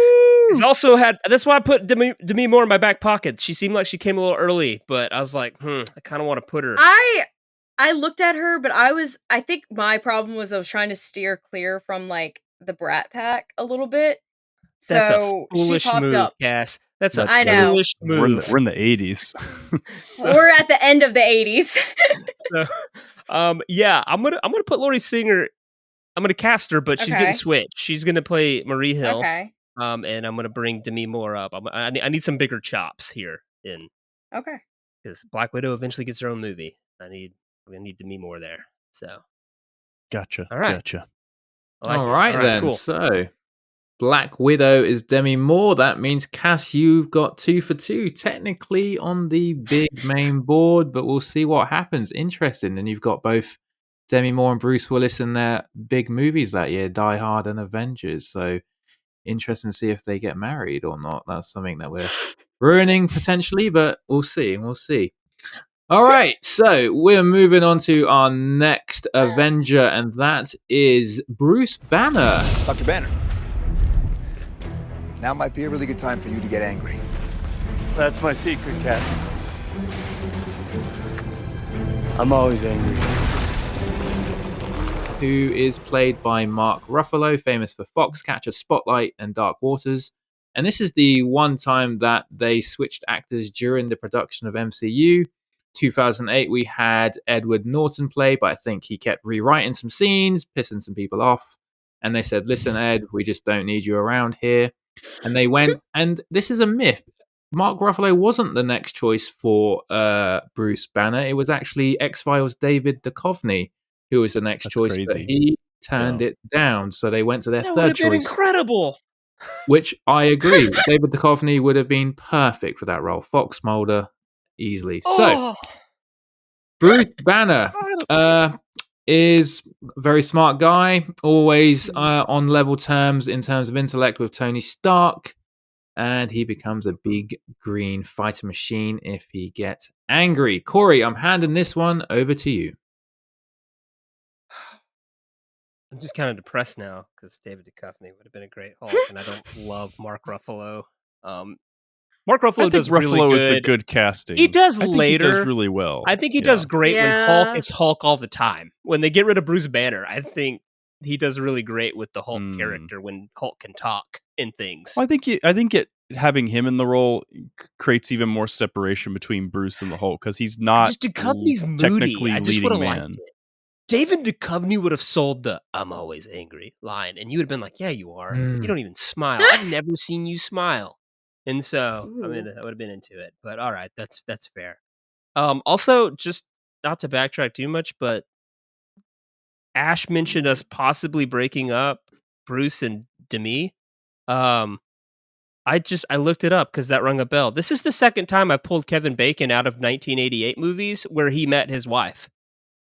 That's true. Yeah, I was going to say. We have twice now possibly ruined Kevin Bacon's marriage and happiness. I just want to say that. They get another movie together. It happens. The universe will correct itself. That's hopefully, right. It happens. That'll be all right. Okay. All right. That's fine. So, all right. Casting Bruce Banner. We got Dolph Lundgren putting on the green body paint and everything, but who's going to play the mild-mannered Bruce Banner? Who made that one? Well, technically, Cass made it, even though Nick's down below choice got the role. So, Cass, you're up. Who do you got for Bruce Banner? So, as you kind of mentioned, it's hard to explain, like, Bruce Banner. Like, I just feel like Mark Ruffalo later on in the movies does better. Because he's just kind of very reserved. He's very quiet. He's just there. He's smart. And it's like he's trying to keep himself calm so Hulk doesn't come out unless it's necessary. But I was trying to get into that mindset of, like, do I want, like, someone serious for this role that's, like, on Tony's side? Do I want someone kind of reserved and quiet? So my choice might be a little weird. So later on down the road, he is in Criminal Minds. So that's how I know him very well. But he was in one movie that year. I just had it. He was in Things Change. So I'm taking him out of that. So this is the start of, like, his career. I went Joe Mantegna. I think it's Tigna. Yeah. Mantegna, yes. So I went with Joe Mantegna. Why am I struggling? Mantegna. Joe Mantegna. I went with him because I wanted that sort of, like, serious role, and how you even said how Mark Ruffalo does the "I'm always angry." I can 100% hear Joe saying that line because it would actually be very serious. Like, you would believe him. Like, it's just, he could play still that, like, I'm going to use the word soft, but that's not, like, just that, like, calming way when he's, like, talking to people like Black Widow or timid Tony. Yes. So I wanted someone that can do, like, a little bit of that serious role, but also play the timid and understanding and being on Tony's side. So, yep, I went. That's what I did. Cass, that's brilliant. Thank you. I like that one. I was actually really excited when I saw his Joe name Mantegna pop up. of Criminal Minds. He'll eventually be in Baby's Day Out and Airheads and a lot of 90s movies I remember. Man, that's good. I like that. That's kind of that was a deep dig and it was good. Okay. Nick, what do you got for Bruce Banner? Okay, I didn't dig that deep because when I was looking at Bruce Banner, I knew exactly who I wanted. And this is definitely leading into that lovely 80s vibe. I'm giving you Rick Moranis on his free agent year, Corey. He just got done doing a run. He's about to do Honey, I Shrunk the Kids, the second Ghostbusters, and Parenthood next year. But before that, he was in Spaceballs, Little Shop of Horrors, to name a few, and the Ghostbusters, obviously, in 84, and Streets of Fire, Corey, lest we forget. I think he's a quintessential 80s nerd. I think that, like, between him and Dolph Lundgren, it's going to be a really fun contrast, and the conversations he has with the eventual Iron Man will be great to see as well. Okay. I did look at him too. Yeah, but you passed, and that's where you messed up. I did. Nah. I adore Rick Moranis. Like, what? Love Rick Moranis. But that's a stretch. Like, that's a stretch. Like, that's a little going too far the other direction when he, like, goes into the Hulk. And Rick Moranis saying "I'm always angry" is going to kind of make me laugh. It's gonna. No, I was literally about to say it reminds me of Disaster Movie, Listen, where there's literally that scene in the second he drops the line about trying to put a bullet in his head, and everyone just stops and goes, "Oh shit!" That's gonna be the shifting moment where he goes from fun Rick Moranis to, "Oh, this guy's got some demons." Nick, I think you just ruined it for yourself. I don't want to see. Oh no, that. I fixed it. No, you want to see it. You want to see this range. I don't want to see Rick Moranis say I try to kill myself. I would rather see Joe Mantegna say it. Like, oh. Yeah, and then he'll go back to CSI Hotlanta or wherever, New Orleans, wherever he is at, and then we'll forget about him. Where did Criminal Minds? Exactly. Nick, I really appreciate it, but I'm going to go Joe Mantegna here. That's... oh my God. Oh, Nick, you kind of made the choice for it. I don't want to see Rick Moranis be that dark and gritty. You're just going to keep him in a box, Corey. You're going to keep him in this dad box that he's never going to escape from. It's all your fault, Corey. I'm imagining you don't like you're not gonna like it when I'm angry. I don't. Yeah, because that's how he's going to read it, Cass. Yes, you're disrespecting the acting talent of Rick Moranis. I want to enjoy Parenthood the next year, not like think about, oh my gosh, Rick Moranis is all like gritty and I'm sorry, like Rick. I tried, Rick. They didn't see the vision. So here's the only thing that would work for Rick Moranis is that like when Hulk eventually becomes a cartoon character and he stays the Hulk and stuff like that, like Rick Moranis would be a good voice actor for it, Mm-hmm. But like. I don't know. We're giving Hulk a good accent too with Joe Mantegna, so I'm cool with it. All right. Speaking of Parenthood, though, I did think about Tom Hulse, like he's in Parenthood, and he voiced Quasimodo in the. I thought he would have been a good Bruce Banner. I kind of had it in my back pocket in case y'all blew it, but I think you both brought strong choices. I'm cool with it. But I like Joe. I like Joe. Yeah. I have no words, honestly. I'm just not. I'm not going to meddle. I know I have a power up, and I could have done. Ash, you could throw Rick Moranis in right now. No, I'm respecting this way too much. I want to see this unfold naturally. I don't think I'm going to touch it unless I really have to. I like both. I really do. I think Corey did go slightly for the safer option, but yeah, kind of. No, I did. But I'm just going back to the scene in the Flintstones because he plays Barney Rubble and he punches John Goodman in the face, and it works. It does work. You fear him a little bit, and all he has to do is take off his glasses and say, "You wouldn't like me if I'm angry." And it's I see it, Nick. I see your vision, and thank you. Someone gets it. I know. I like Joe as well. So yeah. Sorry that Ash sold it better than you, Nick. But my finger's off the chess piece. Oh my gosh! Just move on. All right, let's go to the. We're at the halfway point now, so we're going to take a break from the heroes, and we're going to go to Loki. This doesn't have to get any messier. Of course it does. I've come too far for anything else. I am Loki of Asgard, and I am burdened with glorious purpose. Loki, brother of Thor. We have no quarrel with your people. An ant has no quarrel with a boot. Played famously by Tom Hiddleston, and Tom Hiddleston you may know as a British actor, Warhorse, Midnight in Paris, Skull Island. I think he's really riding on being Loki now. And Kenneth Branagh directed Thor movie, and Kenneth Branagh was in a theatre production with Tom Hiddleston, and because of that, that's why he was cast. But the studio wanted Josh Hartnett as their number one choice for Loki. They only had eyes on Josh Hartnett. So if Kenneth Branagh wasn't directing, Tom Hiddleston wouldn't have even had a say in it. So that is not food for thought. I like Josh Hartnett. That would not have worked at all. No, that would have been awful. So maybe Kenneth Branagh did go for the right not choice. For that. No. Now Tom did also go for Thor. That's correct. Yeah, he auditioned for Thor. Yeah, because he wanted Thor originally, and he was like, "Well, maybe not. I don't think you'll quite like, there." Get your scrawny arms out of my office. Hemsworth walked in, and everyone went, "We're screwed." Yeah, it's like, yeah, let's just give up right now. I'm imagining the auditioning room where everybody's sitting there and Hemsworth walks in all chill. Hey guys, hey. And everybody's like, damn it.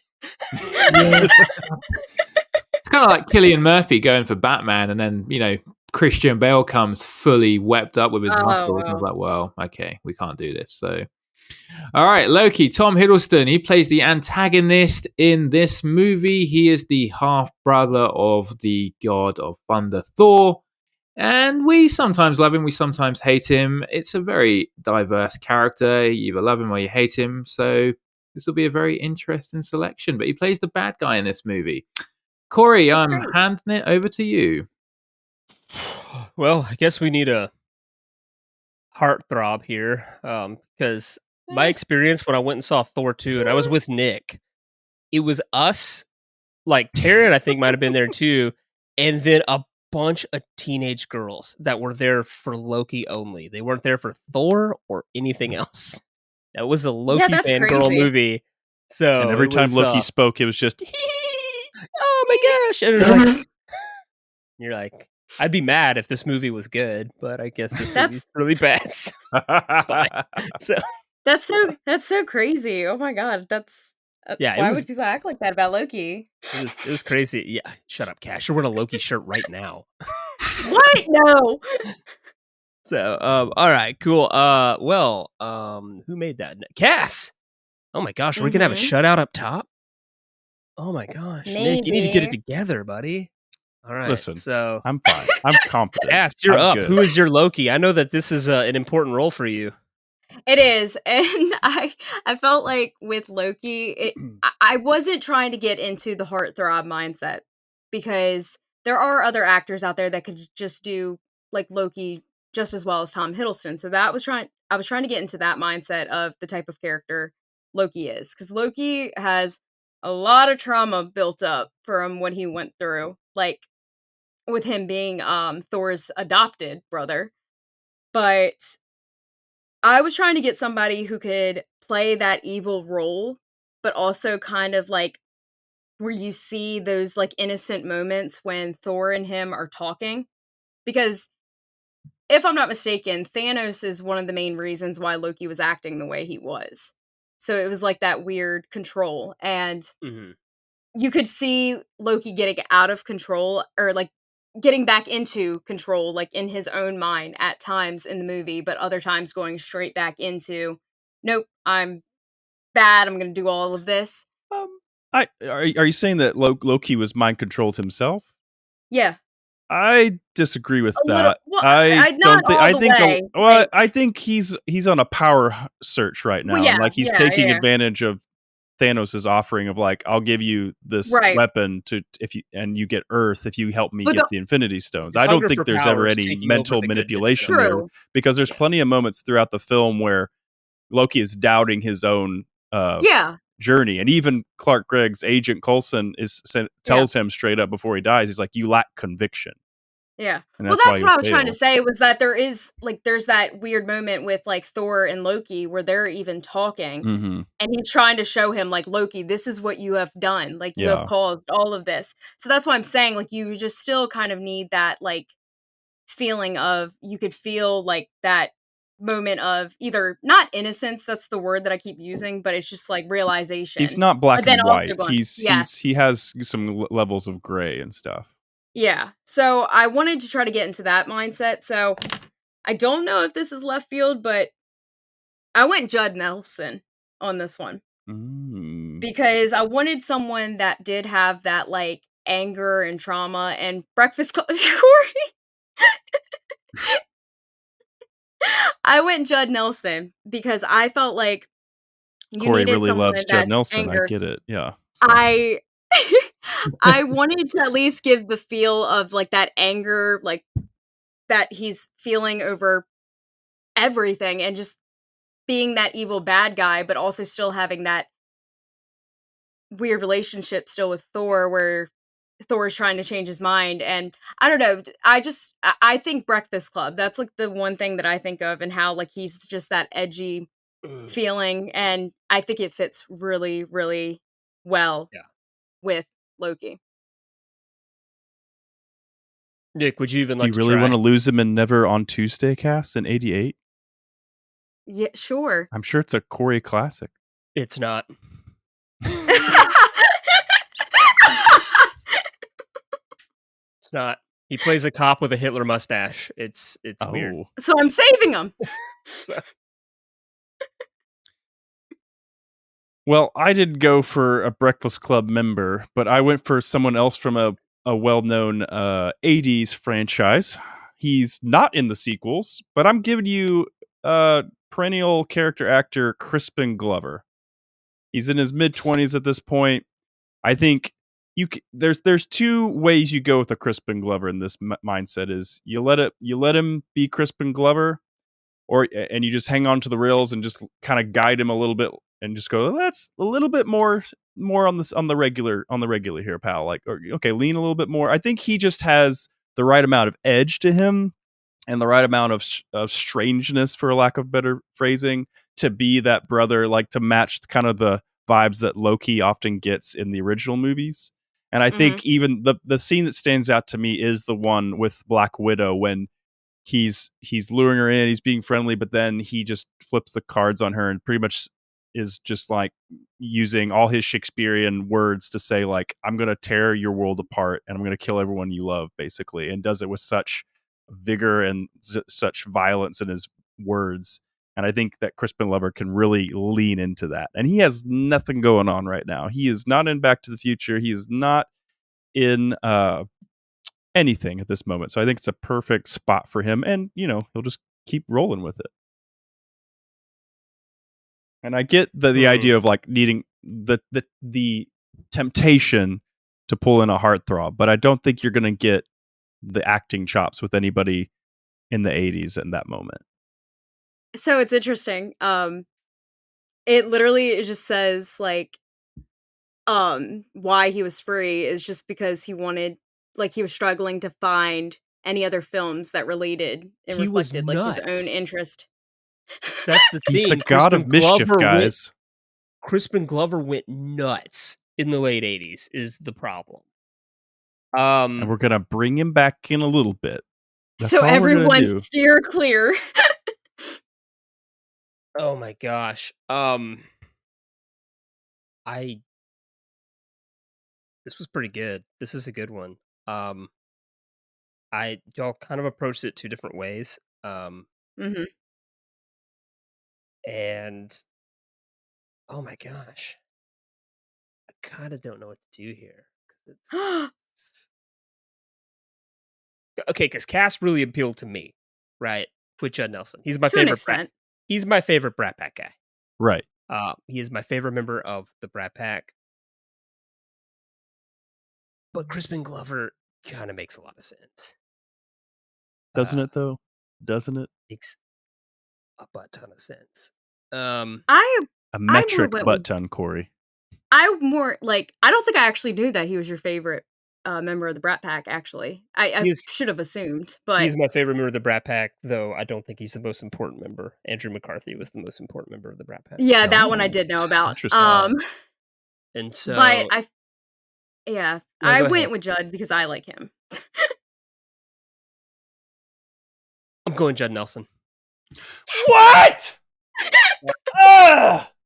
Yes! You know what you're saying, Nick? You know what you're saying? Thor and Loki are both very Shakespearean in a weirdly action setting superhero that, like, it's weird when it goes to them, it becomes a whole different tone. But it's Judd.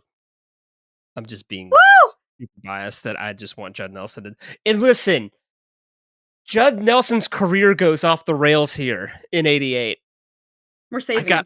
I have to save him.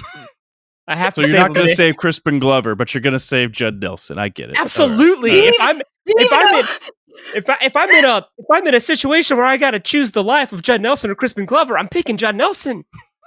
Do you even know that he's going to even accept that being his interest? Yeah, for all we know, Crispin Glover's just like, no, I don't like this. This isn't weird.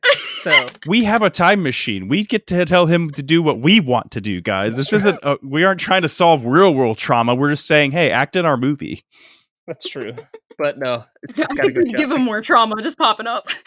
I gotta go, Judd. I just don't. I don't know. I don't know if Judd Nelson's going to be able to like pull off that Shakespearean style or have like the charm that the original Tom Hiddleston had, and have a sense of like mischief and weirdness about him. I get Judge Nelson's the edgy bad boy of the Breakfast Club that has more depth to him, which we see in St. Elmo's Fire and some other smaller pieces that he gets to do. But yes, he drops off the map after this. I just don't see it. But you have to also think of how he was with Molly Ringwald in Breakfast Club 2 and how he was like talking to her. So you kind of almost have to be in that mindset that that's how it's going to feel with Black Widow. Yeah, I'm going to feel like I'm talking to a teenager instead of the god of mischief. No. You know what? I felt bad at first, but then Nick insulted Judd Nelson. I don't feel bad now. So. Good. I'm glad you feel bad, Corey. I don't now. No, you ruined it. No. So, well. All right. Oh my God. All right, so that was the excruciating casting of Loki. Ash has power. Ash has power. I'm just saying. I do, but I'm letting it ride because I'm interested to see where it's going. He's trying to be the Watcher right now. He can't interfere. Yeah, I'm playing the grey guy, the grey man. Cass was playing to your heartstrings with Breakfast Club nostalgia there, I think, and it worked. And I can't really disagree with it. Nick's just don't be mad. Nick's not playing the game, and Cass is, and I think Nick's got some interesting casting choices I might have picked over Cass's, but they're close. They are close. So Corey's in a predicament. All right. Next up, we have the God of Thunder, Thor, played by Chris Hemsworth. We were raised together. We played together. We fought together. Do you remember none of that? I remember a shadow. Living in the shade of your greatness. So, Chris Hemsworth, famous for playing a very small role in Star Trek before this, memorable role. And then, as Corey mentioned, he was also in Cabin of the Woods.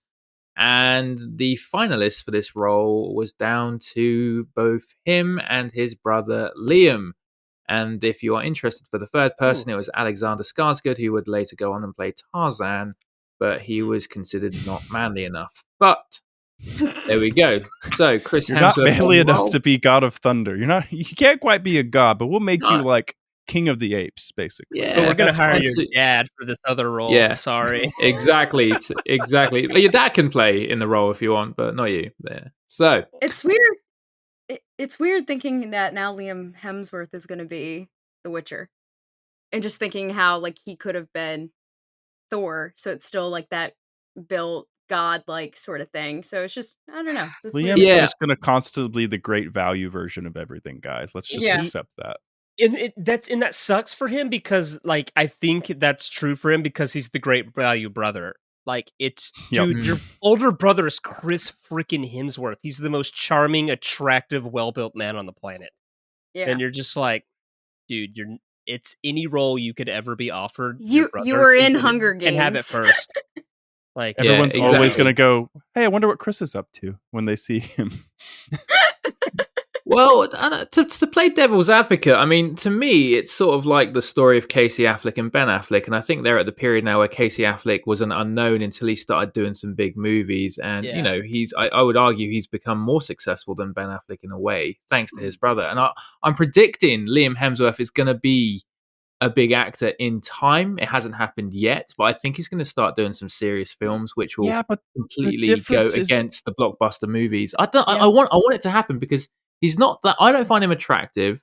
I think he can act, but he just hasn't been given that role yet to sort of. I think the problem is that like he's not as pretty as Chris, but Casey comes off as a character actor. It's grittier. Yes. He's grittier than Chris. There's such a contrast between Ben and Casey, whereas like Liam just comes off as like the Luigi of Chris Hemsworth. You think like, so? Yeah, I think what. Oh, go ahead. No. I was just gonna say, I think what Casey Affleck did was he didn't follow Ben's shoes. Casey became like indie film darling almost, and a very dramatic actor, whereas Liam seems to try to want to be a big budget, big actiony type of guy, and it's like, yeah, your brother exists. Maybe go do some A24 films. You know? Like, yeah. Well, we'll see how he does in The Witcher, but yeah, Liam Hemsworth has my regards because yeah, his brother is completely outshining everything at the moment. Interesting. And Chris Hemsworth is also slated to be Optimus Prime's voice, which is a very that's wild. random and interesting role. Yeah. Yeah, they're not calling Liam to say, hey, do you want to voice Optimus Prime? No. Chris, you're up first. All right, so Thor Odinson played by Chris Hemsworth. Cory, I'm handing it over to you. all right, Cass, you made it. Controversially, who is your Thor? Who is your God of Thunder? Who is your Adonis here? So I just learned in the beginning of the episode about your love for young guns. So I think I've made a mistake on who I've picked. Uh-oh. I also was thinking of Kurt Russell for this role. Uh-oh. He would have been a little bit older, but it's still like I think he would have done the role really well. But I am taking this person out of Young Guns. This is one of my favorite characters in Young Guns too, or as well. But I went with Kiefer Sutherland. He has the long blonde hair at the time, so I think it would fit that role very well. I think Cory, I always just worry about how Cory's reacting, but I think it would fit him very well to play that sort of ego sort of role, but also like have his moments where he's serious. And then I honestly would love to just see him and Judd Nelson, like that particular scene with Thor and Loki is just burned into my mind because I just remember it so well. But I can just see Kiefer Sutherland just nailing that role a lot better than honestly Kurt Russell. But yeah, no, yeah, I think you're right there. But yeah, he was 22 at the time. So, but I feel like Kiefer Sutherland always either looks older and younger. And I feel like you kind of need that feel for a god anyway. Yeah, the character of Thor's ageless, so. Yes, yeah. So, yeah, I went with Kiefer Sutherland. All right, there's a lot of cogs turning in my head right now. Nix, what do you got? Mm-hmm. All right, I wasn't as concerned about the age because he is a god. You do want some youthful energy about it, but I was a little more concerned about partially getting a name there, partially getting the look right, and someone that can pull off this kind of Shakespearean vibes as him as well. Cory, I'm giving you Patrick Swayze. I know he could pull off the beard because of Bodhi in Point Break. I know he's got the killer bod because of Roadhouse. And I know that he can pull dramatic out of wherever with Tu Wong Fu and anything else that he's been in. I think I'm just giving you an 80s star to jump in right here. I think that he's going to be great when you're interacting with all the other superheroes in the bigger scenes. And he's going to be able to stand on his ground. That's why I didn't lean into a lot of the Brat Pack people was because I felt like they were going to be young in comparison to a lot of the other actors in a bad way in my mind. Yeah. So.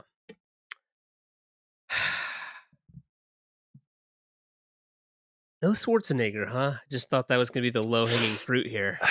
He popped up. I thought about it, I considered it, and I didn't know. And maybe you're going to override it here. Maybe you're saving that for Iron Man. I don't know. But yeah, I thought about it, but I didn't know if like I don't know. I don't know what I was thinking there, but it just didn't fit for me for some reason. Or maybe it's just because if you cast him there, he stands out so much in comparison to the others. It's kind of like when we did the Justice League around this point in time, and we had Stallone, we had him, we had all these action stars. And so like if you draw him into this equation, suddenly you're kind of sitting there going, okay, where's Stallone? Where's blah, blah, blah? Where's Bruce Willis and so.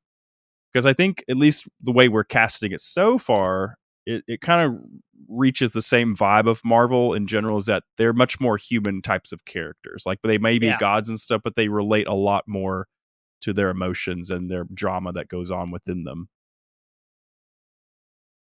Okay, this is a phenomenal round here. You did both bring me actually traditionally small human beings for Thor. Because even Swayze's more like he's small, he's just really cut. You know? Yeah. Not necessarily. But you could play into the Cillian Murphy thing, where I feel like Cillian Murphy always looks tall in movies, but he's really, I think, like 5'7". Yeah, just give me moon shoes. I mean, like, the thing is in this movie, actually, Thor only ever has his arms out once, and that's when he's on. We can keep the sleeves on him if we really needed to, and just really lean into the hammer. And think that Judd Nelson is 5'10", and I think Loki is like around the same height as Chris Hemsworth. So you're kind of still fitting into the.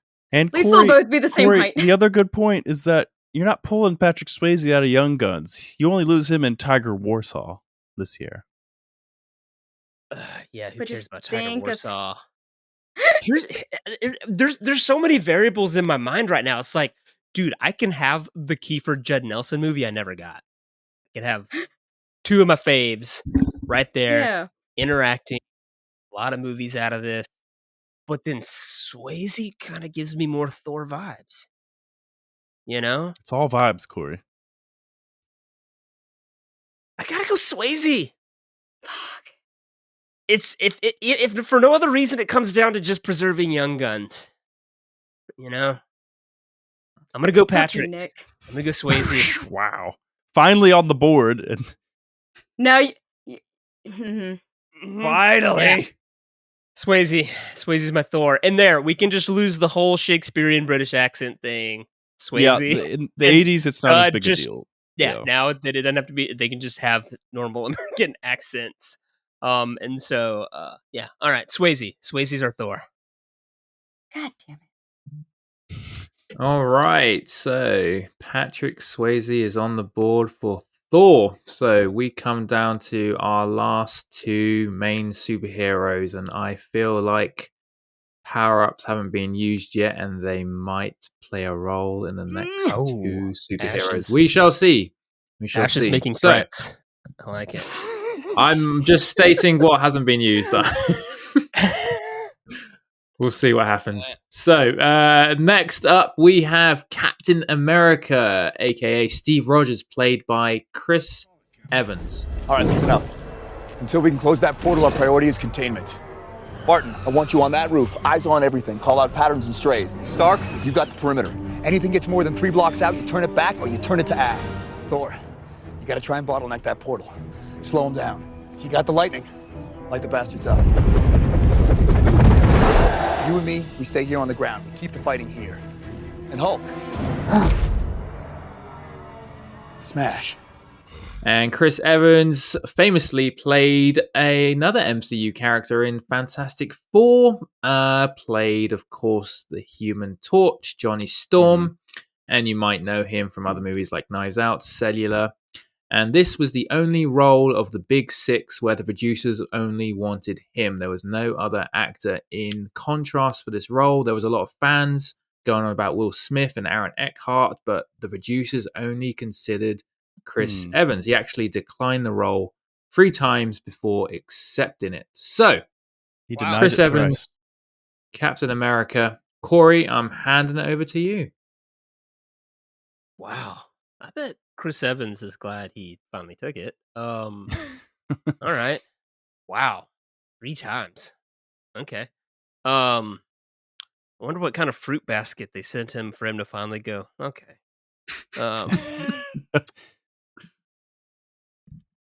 Well, Nick, you're on the board. It's Captain America.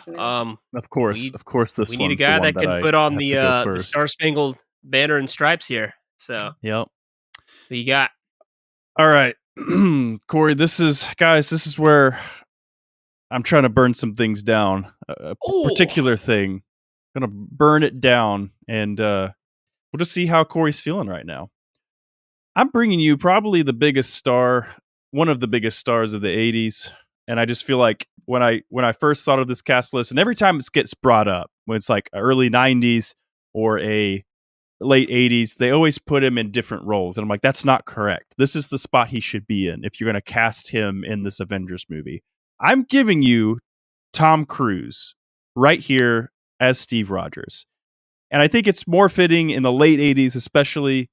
Yes, he's coming off of Top Gun and several things right before this. And yes, this is the year that we have Rain Man. And yes, we have another top 10 hit for him as well in Cocktails. And he has an uncredited appearance, apparently, in Young Guns as the guy who falls off the roof when he's shot. Yes. Yeah. But when I think about trying to find an all-American type individual that's got the looks, that's got the charm, in which we discussed previously in our Maverick Top Gun episode, I think that Tom Cruise has all of those, in ad nauseum.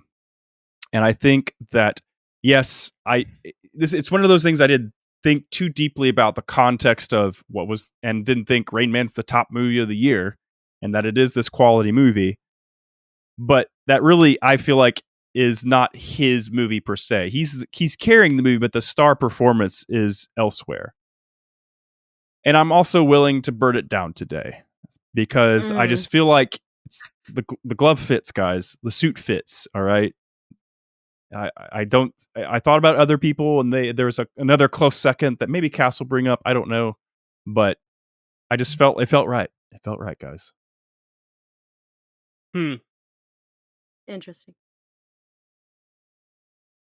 Looking to burn down Rain Man. I kind of like it. But Yeah, you're you also do. bringing the most popular answer for Iron Man. See, this is the Captain problem. America. This is the problem. Everybody, okay. I could see that in a '90s Avengers, a mid to late so '90s you're Avengers. I could thinking the see 80s it Tom. didn't work. Yeah, in the '80s, no, he's still the boy wonder to an extent. Okay, all right. He's Robin, not Batman. Got it. Okay. Cass. Tom Cruise is very controversially on the board here. Yes, he is. So Patrick Swayze was actually my Captain America. Because I saw him more as Captain America than I did with Thor. So I ended up going with my backup choice. Cory loves this person. Cory just mentioned their love for this person. I'm going to be taking him out of 2 movies, which is Kansas and Fresh Horses. But I'm going with Andrew McCarthy because I think we need a role with him where he's not playing like how he is in St. Elmo's Fire, just like that soft boy. I feel like we need something that I understand like where you're coming from with Tom Cruise, but I almost just want him to be a leading man role because I think it would do him good because he is a good actor. You just need someone that's going to do the quote language, have the banter with Iron Man, and I think he could do that really, really well. So I did go Andrew McCarthy on that. Andrew McCarthy, he just came off starring opposite of Iron Man himself, RDJ, in Less Than Zero in '87. Yep. You know, Everything Cass, was- I everyone's actually... hype. It's against type. Mm-hmm. I could theoretically see it. Because it's not that far off, because I kind of considered Emilio Estevez here. Like, weirdly. Yeah. And they all kind of... We're all kind of in the same realm here. Here's where you messed up, Cass. I really like Kansas and Fresh Horses. Gotcha. No! I love them! Oh my gosh. So, and then, like, I guess, like, for Captain America, I need the star power of Tom Cruise. I think I need the star power. We're gonna burn down Rain Man, folks. Wow. Oh my gosh. My gamble paid off. It worked. Hold Nothing happened. Ash is kind of... He made a sound. I'm saying nothing. Okay. We need you to say something. Yeah. Once the choice is let's, made, you're free to talk, Ash. I mean, it wasn't Rain Man. It was Cocktail that I was more sad about. Actually. Oh, okay. All right. Okay. Yeah. Cocktail fan. Okay. I love Cocktail, and I think it really put him on the map more than Rain Man did. Actually, he's just beautiful in that movie. Just Yeah, he's just having fun with that movie. I think it's a very underrated Tom Cruise film. I couldn't give a shit about Rain Man, honestly, but yeah. Okay, all right. That's fair enough. All right. We're burning Cocktail to the ground. Sorry. A big one. Everyone else was focused on Rain Man. Ash was like, how dare you touch Cocktail? Cocktail is so good. I don't know. I feel like that's the same vibe of when we were talking about Devon Sawa in SLC Punk, and you were worried about a completely different other movie. Yeah. Oh like me, I forgot what movie it was, but it's probably Wild America. It was. Oh man. No, I gotta say, Cory is right. You need a big name, and Tom Cruise is flying at the 80s, so it works, and I respect the role. And I knew coming into this podcast that there was going to be some hits, but we have Tom Cruise on the board, but not for the role I thought he was going to be for, which is very interesting. For sure. Just to clarify, Andrew McCarthy, like Fresh Horses in Kansas, aren't necessarily the best films. That's why I like Andrew McCarthy and think he's the best Brat Pack member. Is he tried really hard to get out of it, and those were his attempts to get out of it. So, no. I mean, I liked my first pick of Captain America, but Nick screwed me over, so it's fine. That would be interesting to see if Patrick Swayze wasn't selected as Thor. If Cory would have selected him for Captain America. I could have had Kiefer and Patrick. Right. There you go. What ifs? All right, let's think about that while we go to our final casting of Avengers 1988. Sorry, and that is Iron Man. I have an army. We have a Hulk. Oh, I thought the Beast had wandered off. You're missing the point. There's no throne. There is no version of this where you come out on top. Maybe your army comes, and maybe it's too much for us, but it's all on you. Because if we can't protect the Earth, you can be damn well sure we'll avenge it. AKA Anthony Stark, AKA Tony Stark, played famously, legendarily by Robert Downey Jr. So Robbie Downey Jr. was given a big ultimatum saying, you've got to do this movie, but you've got to stay clean. He stayed clean for 6 months. He was in Kiss Kiss Bang Bang. He met Jon Favreau and said, I'm working on a movie and I want you. The only other person really considered for this role besides Sam Rockwell was Timothy Olyphant. Timothy Olyphant was actually casted already by the producers of MCU, and Jon Favreau stepped in and said, no, I'm putting all my love for Robbie Downey Jr., and he said he took a big gamble, and it paid off. Sam Rockwell was actually so good that they put him in Iron Man 2, by the way, so he did have a sort of, we liked you, but not good enough, but here's a role in Iron Man 2. So, I'm going to hand this final one to Cory, and I'm going to be very interested to see who Cass and Nick have picked. Over to you, Cory. Wonder how it feels whenever they do that in Hollywood, when they're like, hey, you're not Iron Man, but we'll let you play a small role in Iron Man 2. I wonder if you just really got to humble yourself every day on set while you're watching Robert Downey Jr. over there and you're like, just making money. Yeah. Must be nice. So, all right. Okay. Yeah. This is the role. This is where I need you guys to really shine.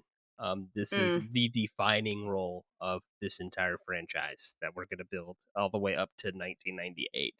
So, we got to do this. Got to do this well. Okay. Nick, you made it. I did. You gambled and it paid off. Okay. I trusted my instincts, Cory. I knew who the right Captain America was, and by God, we got him in. And so I'm also going to put in who I think is the rightful 80s and potentially early 90s Tony Stark, if we were to have that discussion. Because again, when you see people put these fan castings up and they're like, Tom Cruise should be Iron Man, I'm like, maybe late 90s, but not early 90s, definitely not the 80s. Because the man that they often will throw somewhere else and they completely forget about, and he's been in the MCU in a smaller role. I'm giving you Jeff Goldblum. Yes, we are pulling him out of Earth Girls Are Easy vibes and a TV show called Horizon. I'm sure Earth Girls Are Easy is beloved by many people on this cast, on this show. But again, you ask me who Iron Man is in 1988, and I'm telling you, it's Jeff Goldblum. Because he has he has a frantic energy about him. He could talk a mile a minute. He has interesting leading man potential, especially when we see him in Jurassic Park and movies past this as well. I just think he's the right fit. Again, it's the same thing. And I think him going up against Tom Cruise, that whole interaction in the room before the shit hits the fan, and he's genius playboy philanthropist, like genius billionaire playboy philanthropist. That's just it. I could see him portraying that, oozing it confidently, and then like also going toe to toe with every other character, including Loki. This is who I got. Excuse me. It's a bold move. I mean, like, Goldblum kind of plays this in Jurassic Park a little bit. There's some Stark energy there. A little bit. It's a genius kind of rock star. He did this in The Fly. So, I mean, he's been in this wheelhouse, and he does have a delivery. He does have a charismatic, witty delivery to his acting.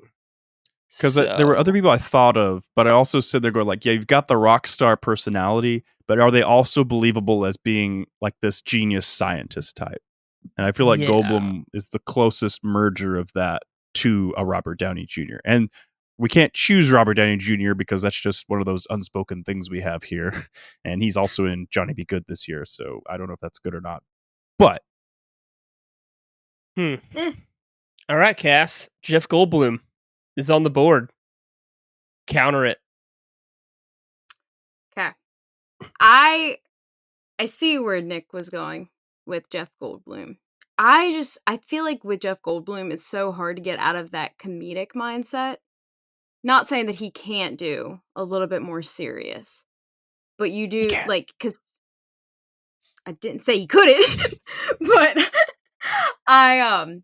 but I think like that's where my mind goes, because I do think of him later on in Thor Ragnarok. But I struggle with this because I was trying to get into the RDJ mindset on who I can make serious, who can have like witty comments back, and have like that sort of banter with all of the Avengers. So mine might be a little too, like, it might be a little left field. I'm not sure. I went Paul Gleason because I wanted that sort of the principal, or not principal, is it vice principal, Corey? In From the Breakfast Club, yeah. And the cop in Die Hard this year. Yeah. Which, I'd be taking him out of She's Having a Baby, Johnny Be Good, Die Hard, and Lifted. But I just wanted that almost intimidating feel of I am rich, I'm intelligent, but also give off like I can have those like little witty comments and a decent relationship with the Avengers later on. So I just kind of wanted that feel for Iron Man. And I feel like he would do a really, really good job. So, Cass, I know. I'm gonna argue that is so left field that it's a different sport.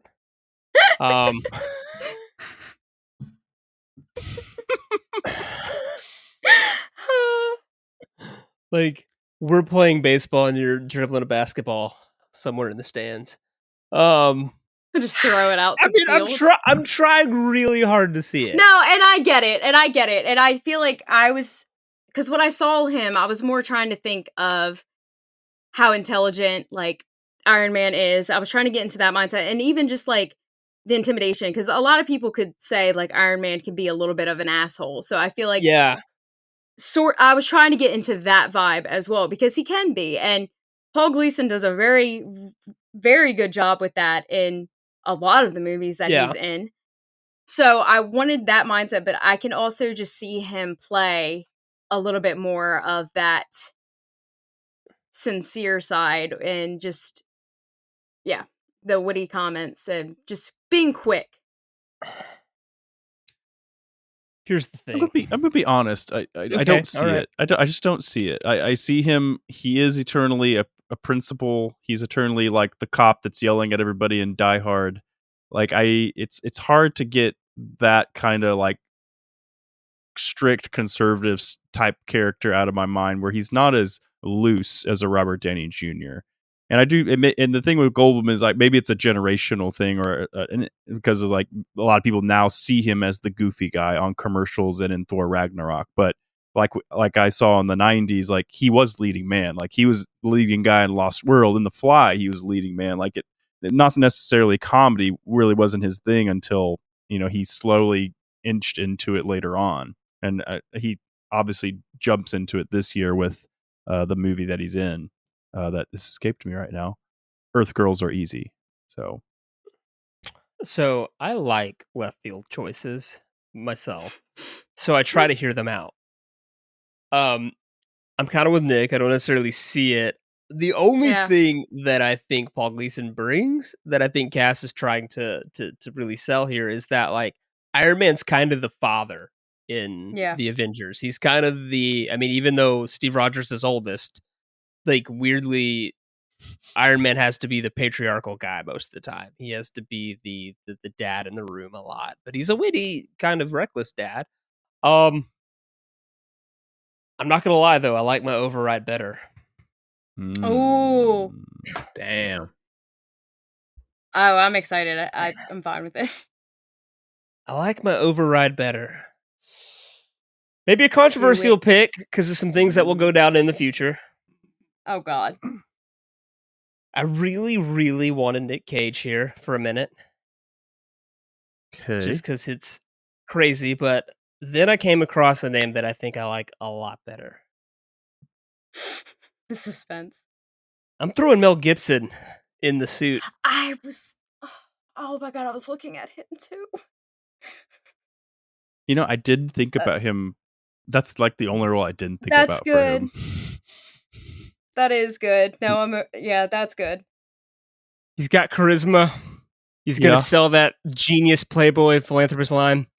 Yeah. It's a lot of face acting when he's in the suit. I'm sorry. When I came across Mel Gibson, it's like, no, I'm in.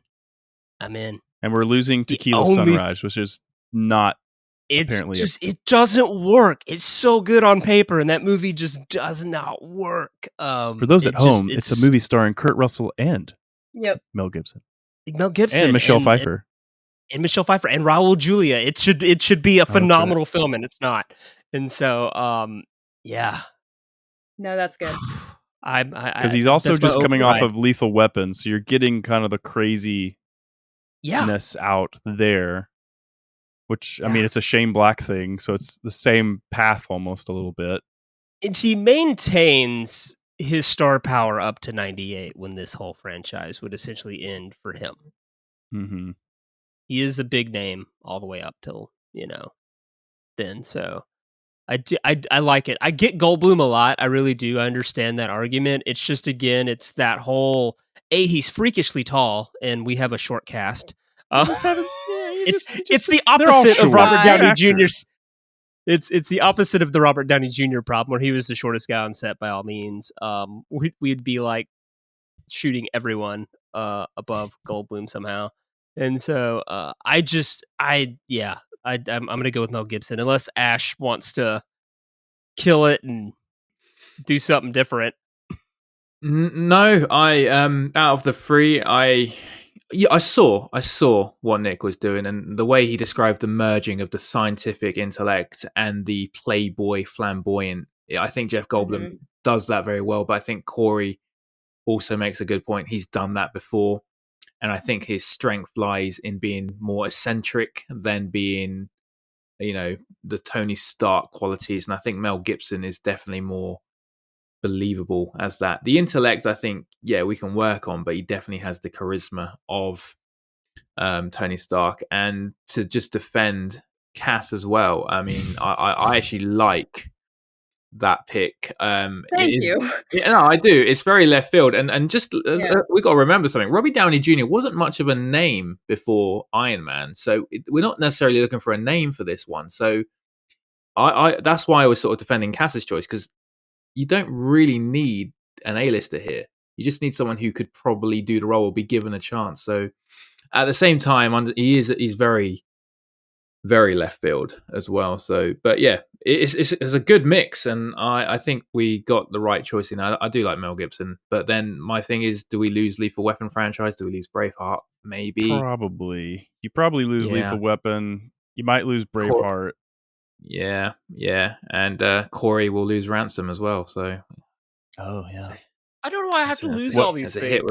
Like we're just in 88. I don't know that my rules have to ripple out to all the other years. It's just the problem when you deal with these movies is you have to sit there and think like, well, what happens for the next 10 years out of this? Listen, I can I can lose Braveheart and I can lose Lethal Weapon. Just don't take Ransom from me. What about the Patriot, Cory? You lose Maverick. Patriots, that's like 2000. We're good. He's dead. That's his post work. Okay. Yeah. That's his Dr. Doolittle. Got it. Okay. Yeah, exactly. Then we miss out his directorial debut in Passion of Christ. Not debut, just Passion of Christ, Apocalypto. He still gets to do that, Yeah, maybe. But he'll be too busy playing Stark. I don't know. Oh, we'll see. No, it's over in 98. We're good. The real hope is that he just doesn't make the same mistakes he makes after all that, and he isn't as terrible of a person. This is kind of the ironic, because this is backwards of Robert Downey Jr. Right. So we're casting him before he goes into trouble, whereas the other one, which is, we did it after. It's actually funny. It's a TikTok that always pops up there's a award or something being given to Robert Downey Jr. and Mel Gibson presents him with it because when Robert Downey Jr. was going through all his rehab and stuff, Mel Gibson was the one that reached out to him. And he's like, I never thought I'd have to do the same for Mel, basically.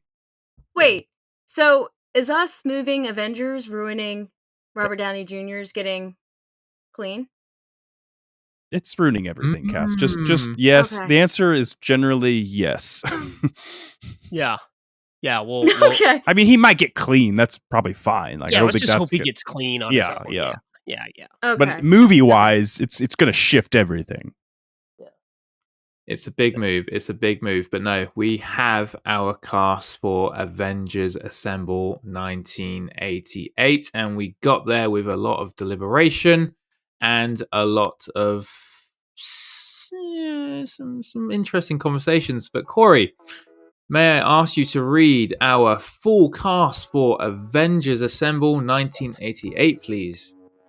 Let's do this. Okay, starting at the bottom, our first introduction to Thanos will be played by Tom Berenger. Agent Coulson will be played brilliantly by Judge Reinhold, but man, are we going to cry. Agent Maria Hill will be played by Laurie Singer after getting the switcheroo. Pepper Potts will be played by Sigourney Weaver. Jarvis, just a voice right now, but eventually becoming a member of the Avengers himself, Cary Elvis. Hulk, the monster, the big green guy, will be played by Dolph Lundgren, we did not bring this up, but Dolph Lundgren, did you know that he actually is like a real-life Bruce Banner? He's got like masters and doctorates in like chemistry and stuff. Crazy smart, yeah. Yeah. So really? Nick Fury will be played by Keith David, brilliantly, by the way. Hawkeye will be Kevin Bacon. Black Widow will be played by Demi Moore, getting switched to the top. Our Bruce Banner will be played by Joe Mantegna. Loki will be played excellently, Nick, by Judd Nelson. Thor will be Patrick Swayze himself, and then rounding out the top, our two leads. Captain America will be Tom Cruise, and Iron Man will be played by Mel Gibson himself. That is, Avengers 1988. All the other lists you see out there on social media are bogus. This is now the definitive list. That's right. We have officially given you the correct list for what Avengers Assemble 1988 would look like. This is what the Avengers would look like in the late 80s. I mean, I've got to say, there are a few curveballs there. There are a few interesting choices. I'd say we've got 75% of them in the bag, Cory. Maybe gone a different way with the others, but yeah, I think. Ash, I gotta ask you, what do you hate? Ash, which of these do you absolutely just loathe? I mean, I'm not gonna. No, come on. No, this is podcast time. Hurt some feelings. Do it. Just say what the worst one is. All right. I'll tell you what. Bruce Banner is a big one. Rick Moranis is someone I would love to have given a bigger chance for. I think. Oh my god! I would love to see him. Thank you. Bruce Banner. No. You wanted to reject it so bad, and you didn't. I can see that's why we give you that power. That's why it's there. Know, but you have to remember, I still had Cap, Thor, and Tony left, and I was like, no, can't meddle yet because God knows what they're going to bring. Yeah, with those Loki. three. And Loki, yeah. So I was like, oh, Bruce Banner's too early to pull the trigger, but I really did like that choice, Nick. I really did. I saw where you were going with it. You know why? Because you're a sane person, Ash. You get it. No, a logical. I'm a big fan. Thanks, Corey.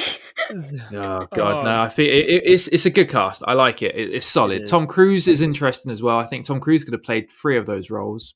And Kevin Bacon actually would have been very interesting, a bit higher up the charts, maybe.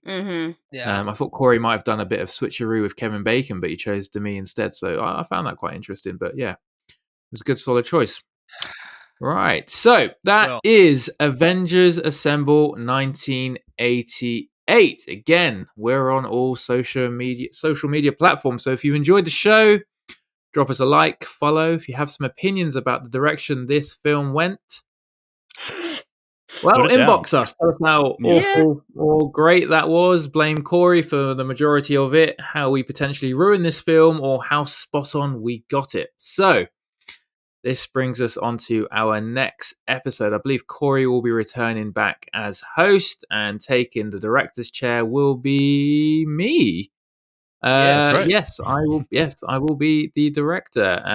So the movie I'm going to pick for the next episode is a very left field movie from this director, but still staying true on his sense of humor and darkness to his narrative. So I shall be picking Tim Burton's star-studded cast, the 1996 satirical action sci-fi bonanza. I am picking Mars Attack. Mars Attack, a Christmas film that was released in the summer, and I'm taking this film all the way forward to 2011 and casting it with actors relevant to that year. And I don't think we've actually gone to that year on this podcast. I don't think yet. so. It sounds like a weird year.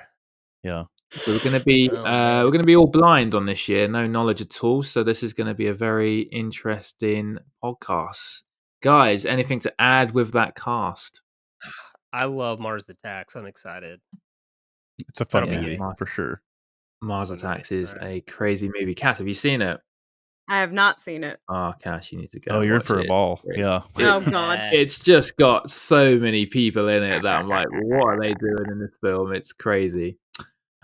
All right, so that was Avengers Assemble 1988. Please join us next time for our attempt to recast Mars Attack in 2011. That's going to be equally a wild ride. Let's see how we do there. But for now, thank you for listening, and we'll catch you on the next episode. Say goodbye, Nick.